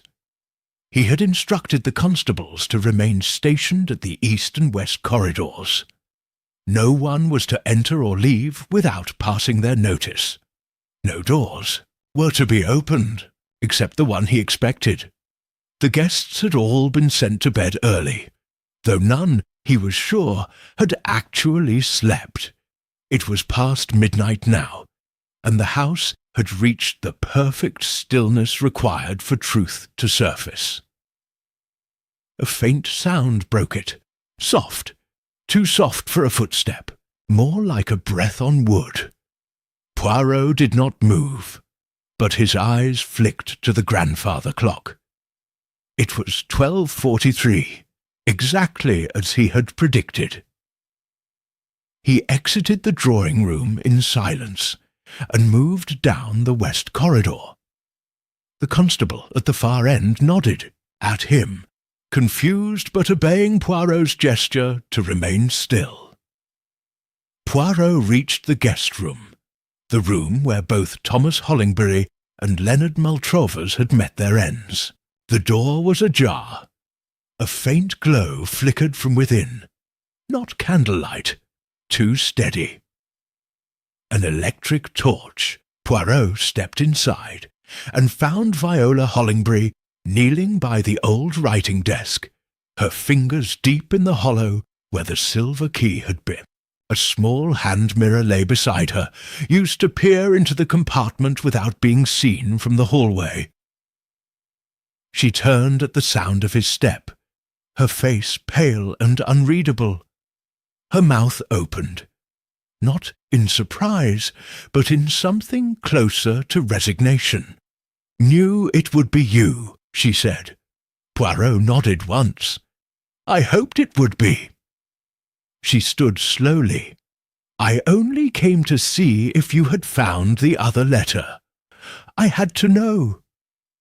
"There was no letter," Poirot said. "Just the key. And that was enough." Her hands trembled. "You think it was me. I know it was you." The room was silent for a long moment. Then she exhaled. Not sharply, but gently, like someone who had finally dropped a weight they'd carried too long. "You were never supposed to find the passage," she said. "No one was. My grandfather showed it to me once when I was a child, said it was part of the old house's bones, something private. He made me swear never to use it. But after he died, it was the only place in the house that felt like it still belonged to him. Still belonged to me." Poirot's voice was soft. "And when Mr. Maltravers told you he was changing the will, you feared you would lose everything." Viola looked away. "You don't know what it was like. Watching this house, my family's legacy, being turned into some stage for strangers, a Frenchman who's my uncle, a will that erases everything I was promised, and Maltraver, smiling as if he were proud of what he'd uncovered. You killed him," Poirot said quietly. She flinched. "He wouldn't stop. He said he would read the new will aloud in front of everyone the next morning. I begged him not to. He said I should be grateful, that I would still be left with a portion of the estate. A symbolic gesture, and you used the passage. I didn't. Plan it, I swear. But the key, I had kept it. I don't even know why. I saw him writing at the desk. I waited in the corridor. I thought, just take the letter. Just scare him. But when I reached for it, he turned. Her voice cracked. I panicked. There was a letter opener on the desk. I didn't even feel my hand move. He fell instantly. No noise. I didn't mean to. She sank into the armchair beside the fireplace, suddenly small. Poirot approached, but did not comfort her. You silenced him. You destroyed the letter. And then you reopened the corridor door to create confusion. She nodded, barely audible. I opened the wrong door, the outer one. It made everything worse. You then stole the envelope from Mrs. Selby, hid the key, framed Lady Wexham with the cyanide, because you had once seen her cleaning jewellery. It was all careful, all clever. Her eyes filled. I never meant to kill Thomas. That wasn't me. That was years ago. I believe you. Poirot said. She looked up. But 2 deaths have marked this house. 2 men silenced, one out of loyalty, one out of fear. That cannot go unanswered. There was a long pause. "What will you do?" she whispered. "I will tell the truth," Poirot said. "Always the truth. It is not my place to punish. That belongs to the courts. But justice must walk freely." Outside, the storm had begun to ease. The first light of dawn crept, behind the black clouds, barely perceptible. As Viola was led away, not in handcuffs, but with quiet dignity, Poirot remained behind in the room where so much had ended. He looked once more to the fireplace, where the ashes of letters and lies had long since cooled. Then he turned and closed the door, gently for once. This time it did not open again. Chapter 13.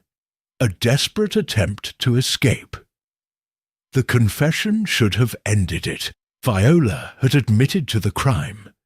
She had named the motive, explained the method. The missing key, the secret passage, the silenced letter. All the pieces fell neatly into place, like a puzzle locking shut. And yet Poirot did not sleep that night. He sat in his quarters, the small lamp beside him casting a pool of light across the desk where he had arranged every note, every photograph, every sketch of the estate's layout. Something still pulled at him, something quiet and resistant, like a thread left dangling in an otherwise perfect suit. By morning, Inspector Rickman had arranged for Viola to be transferred under guard to the Eastleigh-on-Grey station. The constables were instructed to escort her quietly before the rest of the household stirred. She did not protest. She packed a single bag, walked with straight shoulders, and uttered not a word as she stepped into the car. Poirot watched her go from the library window, his fingers resting lightly on the sill. "She walks like someone who believes it's over," he murmured. Rickman stood beside him, arms folded. "She confessed, Poirot. You heard it yourself." "Oui," Poirot said, "but even the truth can be dressed in fine clothing." Rickman frowned. "You think she lied?" "No, I believe she told the truth, just not all of it." The inspector sighed. "Poirot, we've got the means, motive, opportunity." "And yet," Poirot interrupted gently, "a man like Gregory Hollingbury does not hand over the key to a secret passage to only one grandchild, especially when another already knew how to use it." Rickman narrowed his eyes. "Who are you thinking of?" Poirot didn't answer. He turned from the window and crossed the hallway to the east wing. The section of the house declared closed, forgotten, lifeless. But the dust had been disturbed, just barely, footprints not recent, but not ancient either. Poirot crouched, touching the edge of one. Size 10, a man's. Later that day, a scream tore through the Grange, shrill, terrified. It came from Alice Derrington. Poirot arrived at her door just as Lucien burst from the opposite hall. Alice stood shaking, one hand against the wall, the other pointing toward her writing desk. "My letters!" she gasped. "Someone went through them. They're gone." Rickman arrived, seconds later, and the room was quickly searched. Indeed, several papers had been taken, mostly personal correspondence. A few from Florence, one from a gallery in London. "What did they want?" Rickman asked. Alice was pale, her voice hollow. "I don't know. None of those letters were about the estate. They were just mine." Poirot glanced at the empty drawer. then back at Alice. You were close to Viola once, were you not? We were children together, she said, swallowing. But things changed. She grew harder after Thomas died. I always thought she blamed me. Poirot nodded slowly. You mentioned earlier that Maltravers seemed afraid. Did he confide anything in you? No. She looked down. But I think he wanted to. He tried twice to speak to me alone. I avoided him.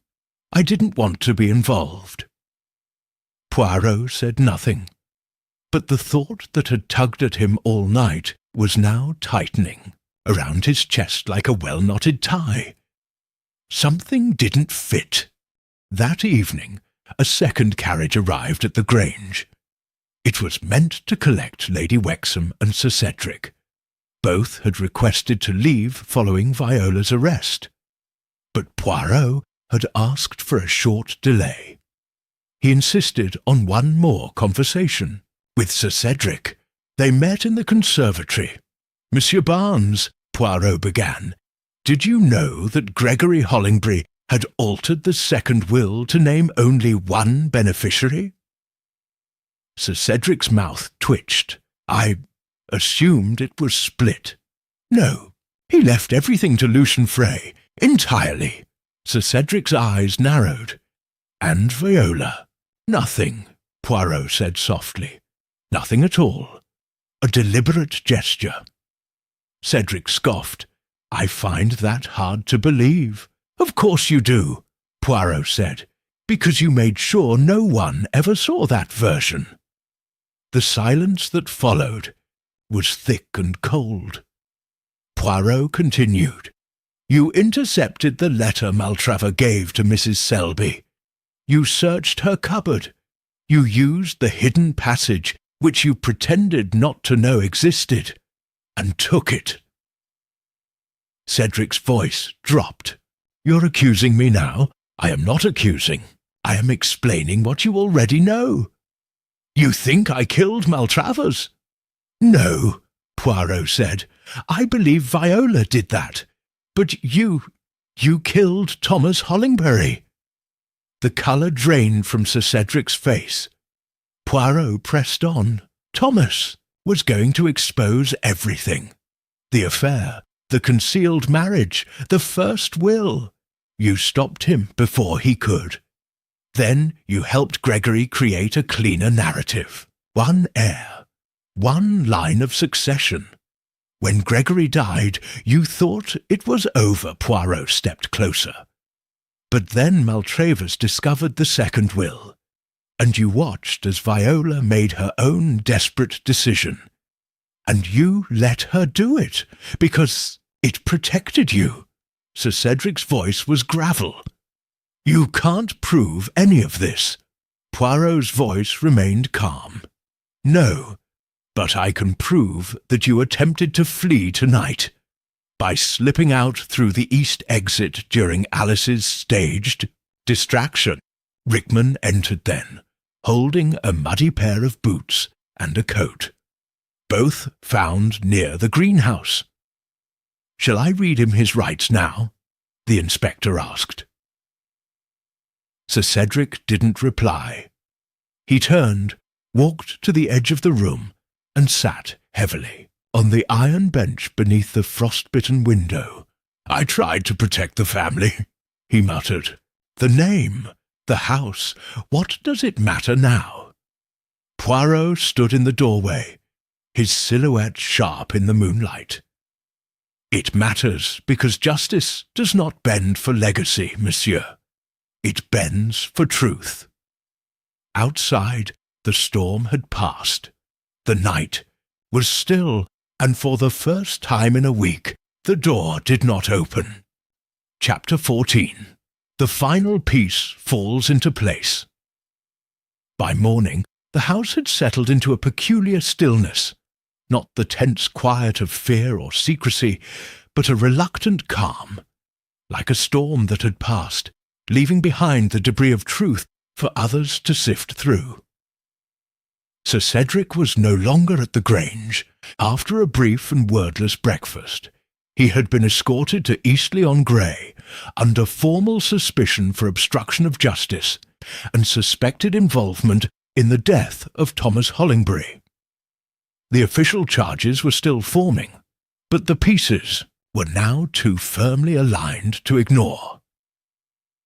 Viola remained at the station under observation, her confession still incomplete in the eyes of the law, especially in light of what Poirot had revealed.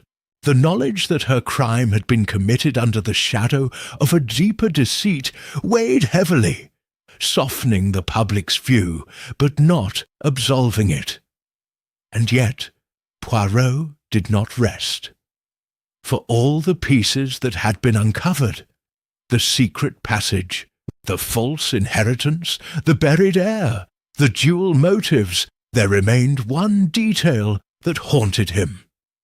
One detail that hadn't belonged. He found it again, late that afternoon, in the guest bedroom where Maltravers had died.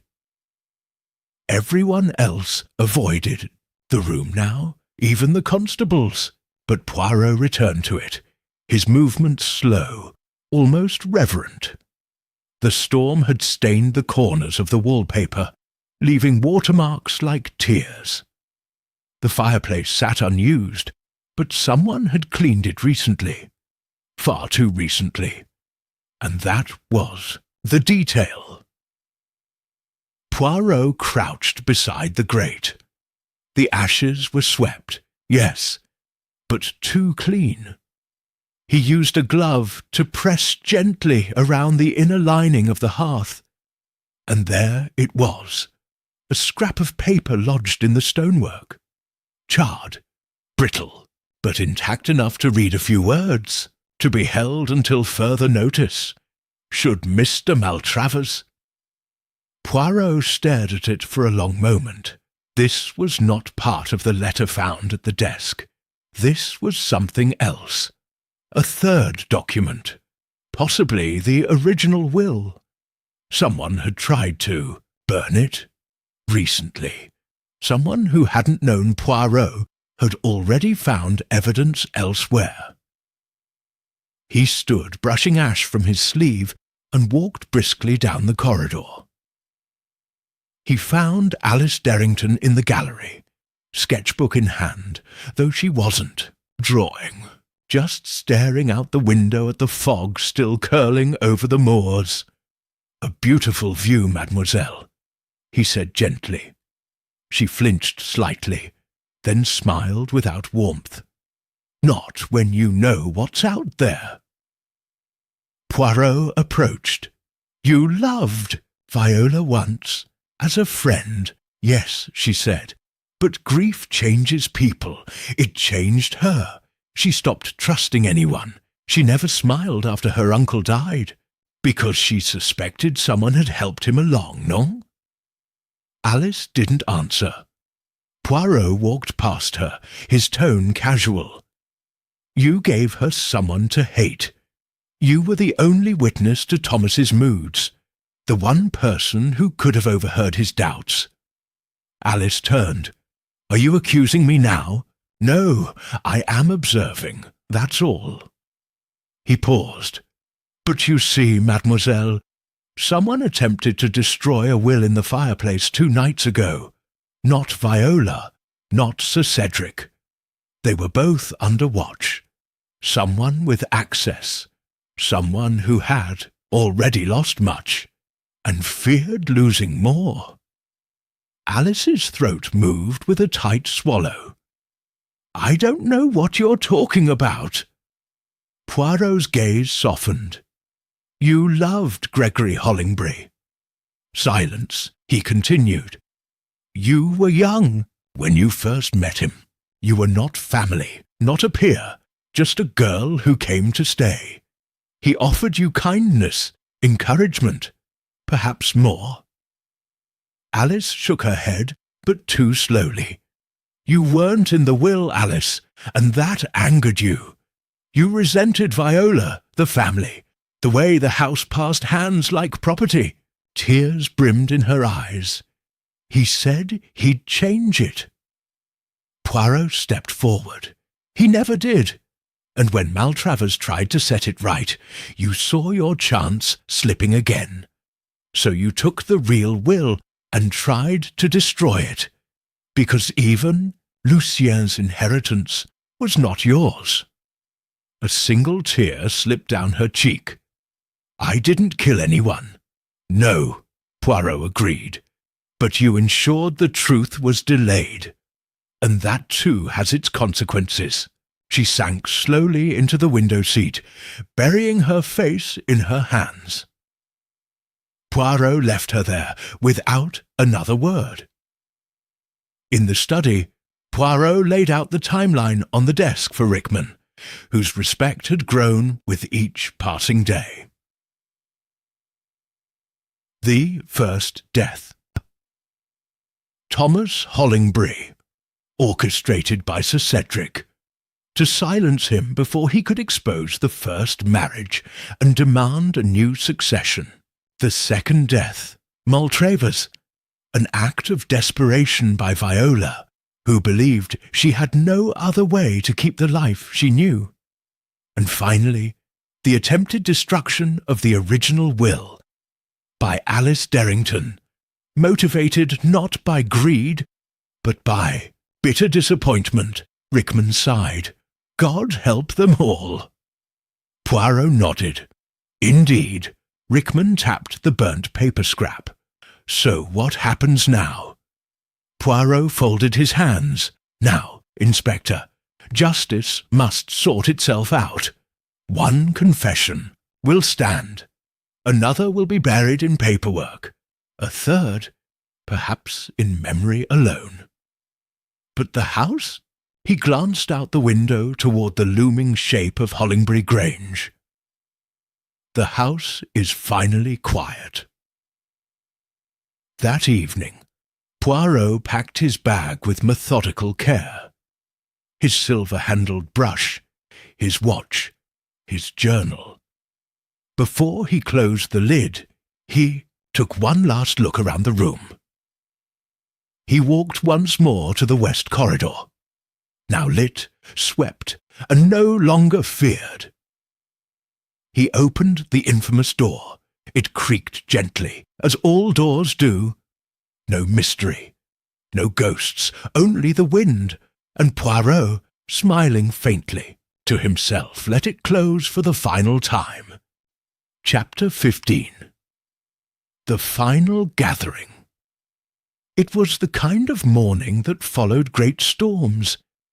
Deceptively calm, with a grey sky stretched thin over the moors, and the scent of wet earth rising from the gardens. Hollingbury Grange sat in the silence of aftermath, its stone facade darker from the rain, its windows clouded with condensation, as if the house itself had exhaled. Inside, the remaining guests moved with the hesitancy of those waking from an uneasy dream. They had not yet been told what Poirot intended, only that he had called for them to gather one last time in the drawing-room, the same place where the door had opened, where the lies began to unravel, and where now the truth would be sewn back together. At precisely 10 o'clock they arrived, Lucien Frey, still pale but upright, his expression unreadable, Lady Wexham, adorned in black and clinging to a sense of dignity like it were armour. Dr. Larch, gaunt and silent, seated far from the fire. Alice Derrington, subdued, her eyes ringed with sleeplessness, and Inspector Rickman, standing at the rear of the room, notebook in hand, though he would not need it today. Poirot stood by the fireplace. The crackle of the flames behind him was the only sound. "Mes amis," he began softly, "we have come to the end." They said nothing. Their silence had become a kind of ritual. Poirot looked to each of them in turn. When I arrived, I was told a door had opened by itself. A door long sealed. A symbol of something uncanny.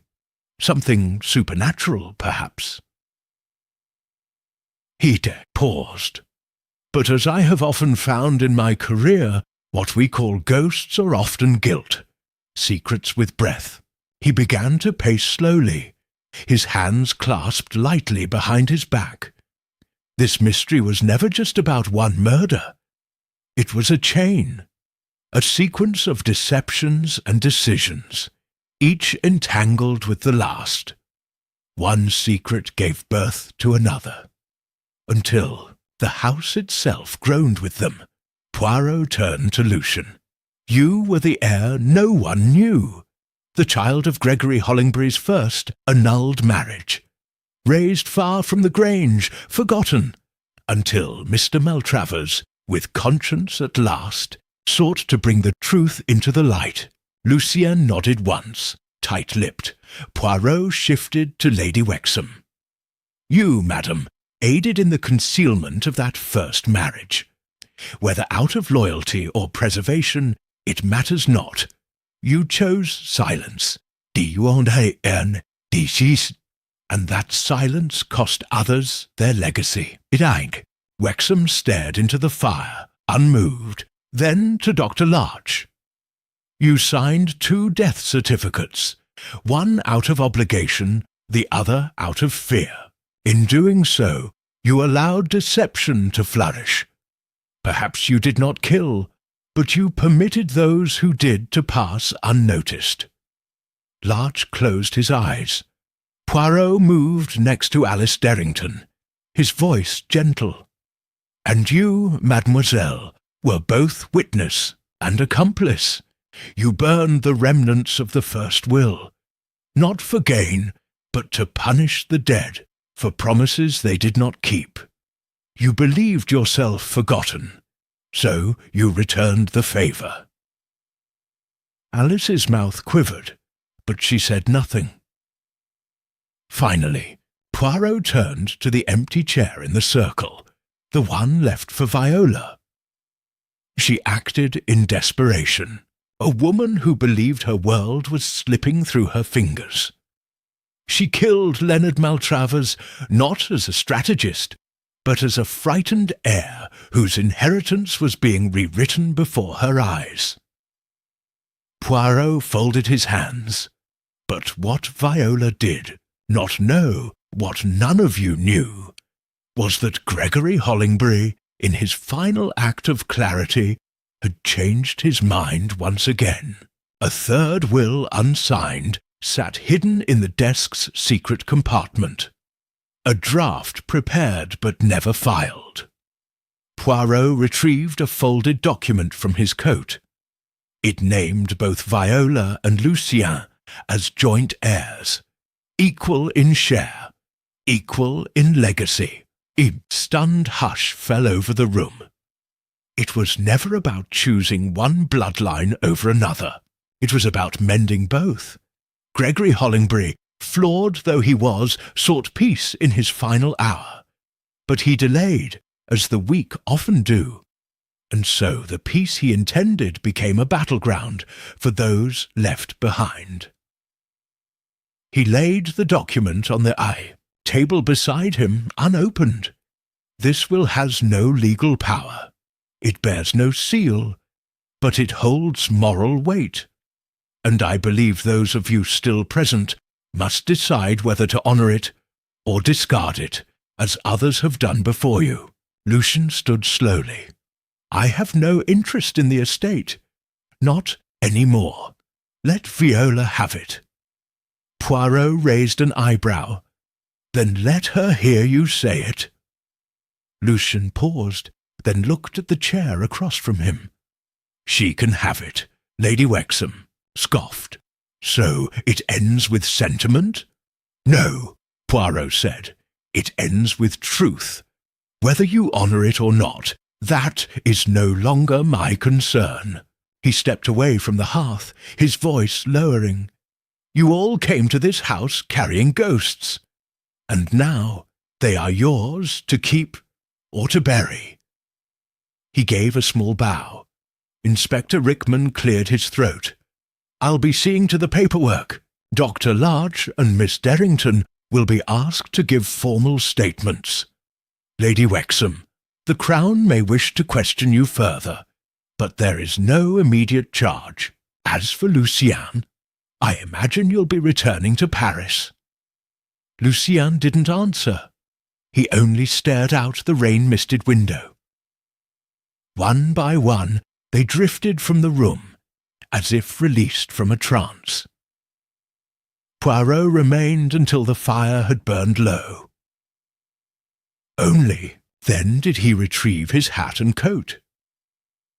As he stepped into the drizzle outside, the Grange loomed behind him, no longer menacing but weary, as if it too had said all it needed to say, and somewhere behind its shuttered windows, the infamous west door sat closed, not locked, not feared, simply closed, for good. Chapter 16. The Reveal Hollingbury Grange had never known such quiet. 2 days had passed since the final gathering, and yet Poirot remained. Not because the law required it, nor because he doubted his conclusions. He remained because something within him refused to let go. That subtle itch in the mind, the one that whispered when all others said it was over. But Poirot knew better. For him, there was always one more thing. He spent the morning in the drawing-room, rereading the statements taken from each guest, enchaîned, reviewing every discovered artifact, the duplicate keys, the burnt paper, the unfinished letter, and the unsigned will. He looked at them not as individual clues, but as parts of a single orchestration. And slowly, quietly, he began to see what others had not. At noon he called once more for a gathering. This time, not of the household, but of the principal. Players still within reach, Lucien Frey, Alice Derrington, Inspector Rickman, and, brought from the Eastleigh-on-Grey station by arrangement, Viola Hollingbury. They were surprised, each of them. Tired, hollow-eyed. Viola wore no expression at all. She moved like a person unmoored from consequence, numb to her surroundings, accepting of her fate. The gathering took place not in the drawing-room, nor the grand dining hall, but in Gregory Hollingbury's study, the room where no guest had ever lingered long. Here, the wood-panelled walls still bore the scent of pipe smoke, the heavy furniture as unmoved as the secrets it once held. Poirot stood behind the desk, his fingers lightly resting on the carved edge. "Why are we here?" Viola asked flatly. "To tell you something you deserve to know," Poirot replied. "Something none of you were meant to learn. Not from Gregory Hollingbury, and not from Leonard Maltravers." They waited. No one spoke. Poirot opened a slim envelope, aged and brittle, pulled from the hidden compartment of the desk. Not the one containing the unsigned will, but a separate overlooked packet. "This," he said, "is the first letter Gregory wrote to Maltravers. The one he never sent.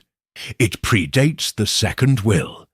It reveals what Gregory truly intended, not what he told Sir Cedric, not what he confided in Lady Wexham, but what he believed in his final days."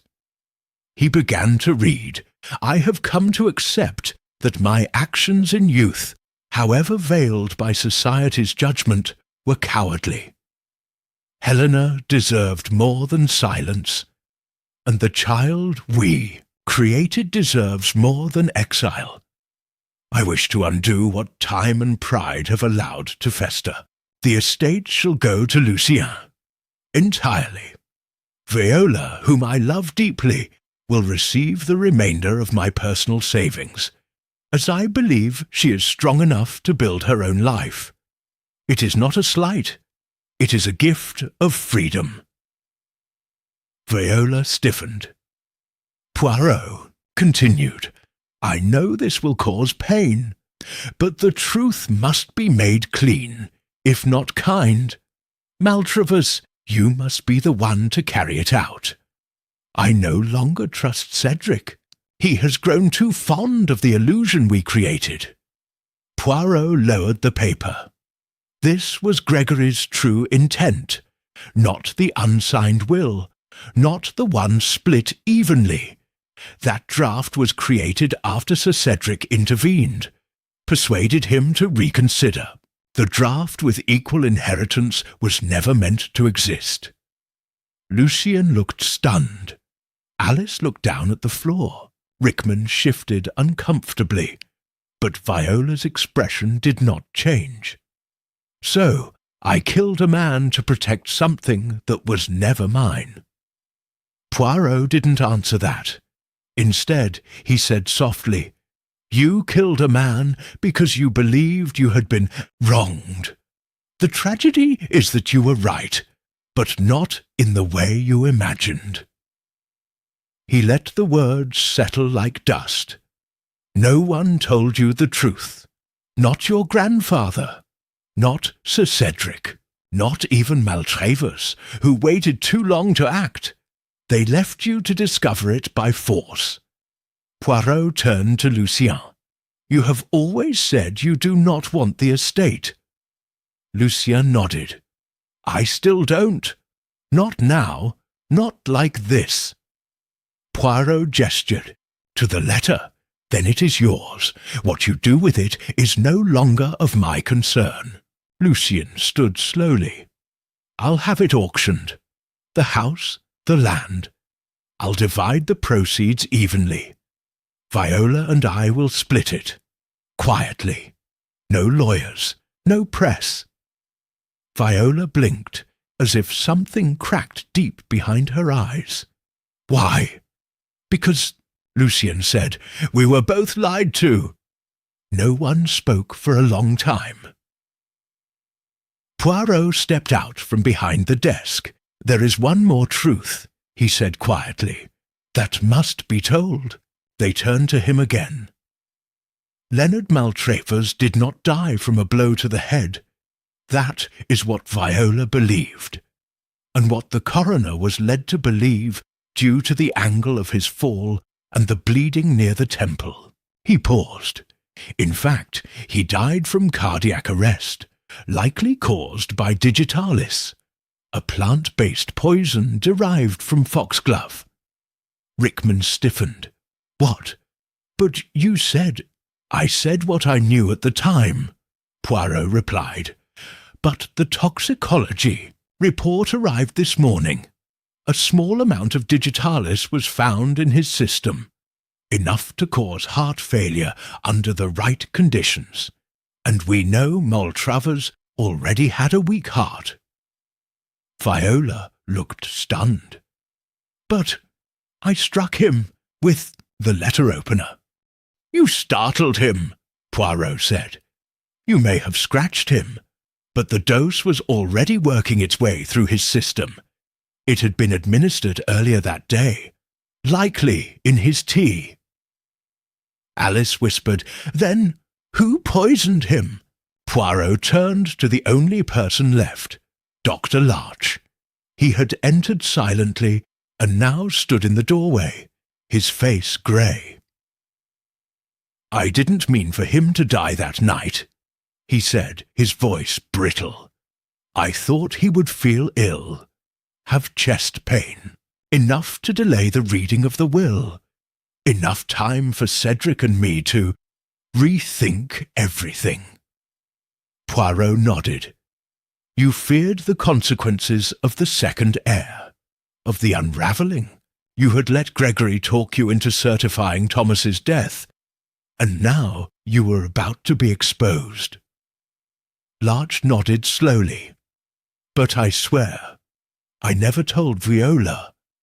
Poirot believed him, He looked at Viola. "You struck a man already dying. His death was accelerated by your actions. But it would have come regardless. The tragedy is not that you killed. The tragedy is that so many others allowed it to happen." He turned back to the room. "This is the reveal.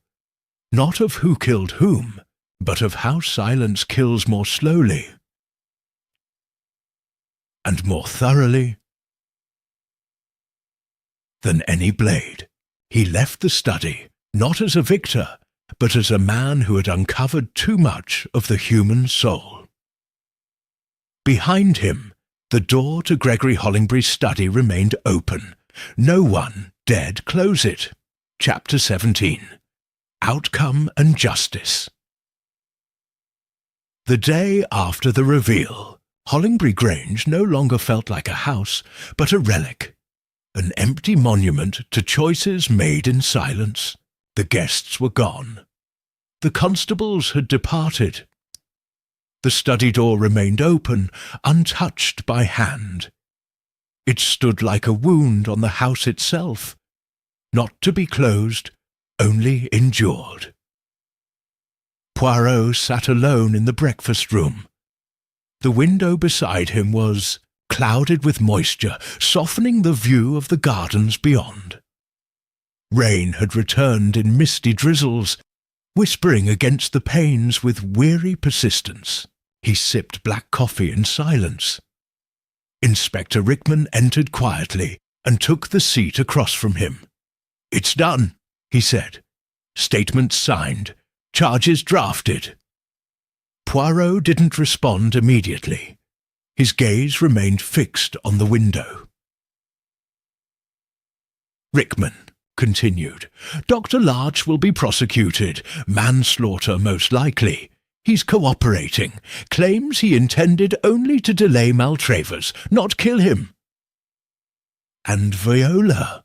Poirot asked, still not looking away. "She'll face trial," Rickman said. "But with everything we've learned, it may be reduced.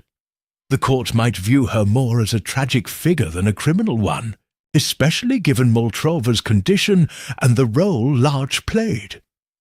Poirot nodded slowly. "The law will speak then." He took another sip, then finally turned to Rickman. "But what of justice?" Rickman frowned. "Isn't that what I just described?" Poirot shook his head gently. "No, my friend, that is procedure. Justice is something else entirely." He stood and walked to the sideboard, adjusting his cuffs with practiced precision. "Justice," he said softly, "is when those who are wronged are heard, not avenged, not repaid, simply acknowledged." By mid-morning, Lucien Frey had packed his bags. There was nothing dramatic about his departure. No farewells, no longing looks. Just the quiet zip of a suitcase and a car idling in the drive. Poirot found him in the foyer, adjusting his coat. "You are certain you will not stay?" Poirot asked. Lucien offered a thin smile. "And do what? Play lord of a house I never wanted. I was never meant to inherit this place, monsieur. It belongs to a memory that no longer fits." Poirot nodded. "Then what will you do?" "I'll go back to Paris, paint, live poorly and freely, as I always have, but with a cleaner mind." He paused, then added, "I've arranged for the house to be sold. The proceeds will be split. Viola's share to be held in trust until her release. The rest donated." "To what cause?" Poirot asked. Lucien looked around the grand hall, once filled with secrets. "Education, for children who never learn their own stories." Poirot gave a slight bow. "A poetic gesture, Monsieur Frey." Lucien chuckled. "You'd be surprised what poetry can repair." They shook hands. When the car disappeared down the gravel drive, Poirot turned back toward the house, and he realized with a strange pang that he was the last guest remaining. Later that day, Poirot visited the jail at Eastleigh-on-Grey. Not to question, not to investigate, but to speak. Viola Hollingbury sat in a plain grey dress in the visiting room. Her hair was tied back. Her eyes were tired, but clearer than they had been in days. "You came," she said quietly. Poirot sat opposite her. "I owed you that," he replied. There was a silence between them, not hostile but heavy. "Didn't mean to become this," she said. "I wanted to protect something that felt like it belonged to me." Poirot nodded. "And you learned too late that the past does not belong to us. We are merely its caretakers." Viola smiled faintly. "I suppose I should say I'm sorry." He tilted his head. "Do you feel sorry?" She paused, then said, "Yes, but not for the reason you might think. I'm not sorry for what I believed.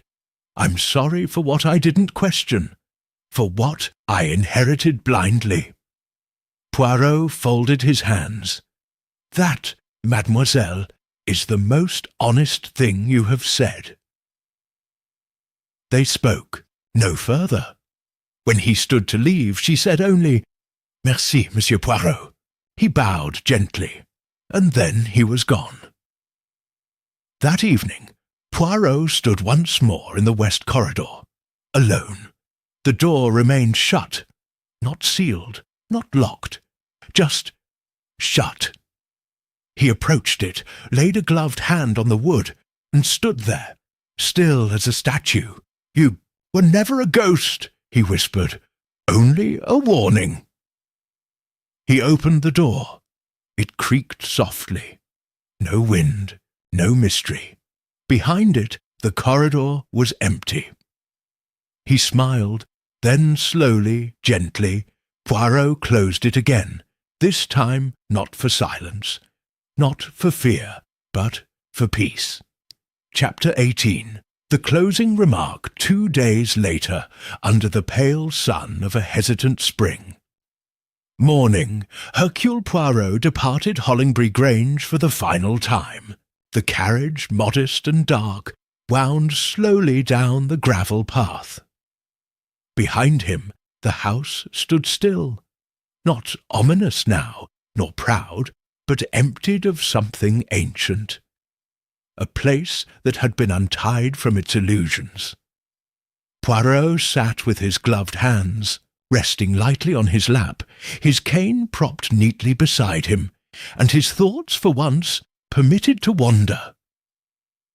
Cases like this did not come often. A death, certainly, but this was more. A death of inheritance, of legacy, of trust. The real tragedy had not been the murder of Maltravers, nor the secret passageways, nor the unsigned wills. It was the slow erosion of truth, and the ease with which memory could be weaponized, and in that way Hollingbury had not been a mystery. It had been a caution. From the village post office, Poirot sent a letter, handwritten on his monogrammed stationery, the sort of note he reserved for only the most particular of conclusions. It was addressed to Judge Harmon Smythe, a friend of Poirot's from earlier legal collaborations in Sussex. My dear Harmon Smythe, I have just concluded a most peculiar case in Eastleigh-on-Grey, one that I suspect will interest you not for its violence, but for its architecture, not the structure of the house, though that played its part, but the architecture of concealment, how a family can design generations of silence, and still be surprised when it collapses. What struck me most was not the discovery of who killed, whom, that, as always, revealed itself in due course, But how easily people mistake inheritance for identity, as if receiving something gives you meaning rather than responsibility. There was a door, mon ami, a door that opened without reason. It became the symbol of this story, a ghost, some thought. But in the end, it was only wood, hinges, and timing. The true ghosts lived elsewhere, in letters unsent, names unspoken, and truths postponed too long. I will tell you the full tale some day over dinner. For now, know that justice was done, in the manner justice often prefers, imperfectly, humanely, and with a touch of irony. Yours, Hercule Poirot. That same afternoon, as the final solicitor removed the last box from Hollingbury Grange, a group of local workmen arrived to board up the east wing, not permanently, just to discourage any further curiosity. The estate was to be sold within the month, per Lucien Frey's instructions. The villagers speculated, of course. They spoke of the strange French detective with the waxed moustache, of the girl who had killed a man she could not stop loving, and of the will that had never been read aloud. Some said the house was cursed. Others had said it had been healed. Still others, the oldest among them, merely shook their heads and said that house always had a mind of its own. But they all agreed on one thing. The door never opened again. 3 weeks later, in a small courtroom in Sussex, Viola Hollingbury appeared before a magistrate. The charge, involuntary manslaughter. The judge, having reviewed the toxicology report, the testimony of Dr. Larche, and Poirot's own notes, issued a sentence that balanced punishment with mercy. 2 years suspended, 5 years probation, psychological care recommended. Viola stood straight as the sentence was read. She accepted it not as a defeat, but as a consequence finally earned. As she exited the courtroom, she passed Poirot, seated alone in the second row. She stopped for a moment, her eyes meeting his. "You could have destroyed me," she said. Poirot's expression was calm but kind. "No, mademoiselle, I merely allowed you to find the truth before it destroyed you." And she nodded once, not in gratitude, but in understanding. Then she was gone. On a quiet evening weeks later, Poirot returned to his London flat, unpacked his suitcase, and set about the simple joys of order. Brushing lint from his coat, polishing a stray scuff on his shoe, aligning his books back onto the shelf with near geometric perfection. But one item remained in the case longer than the rest. A photograph. Taken years earlier, black and white, slightly creased at the corner. It showed a much younger Gregory Hollingbury standing beside a woman, radiant, half-laughing. In front of a summer garden, Helena Marston. Behind them, in the corner of the frame, just visible in the shade, stood a young Sir Cedric Barnes, his hands behind his back, his eyes on Helena. Poirot stared at the photo for a long time. He did not frame it. He did not file it. He simply returned it to the envelope and placed it back inside the drawer. Some truths, once known, are better left to sleep. Before bed, Poirot sat in his favourite armchair and opened his journal. He wrote only a single line. The door opened because someone needed it to, but it stayed closed because someone learned to face it. Then he closed the book and slept at peace.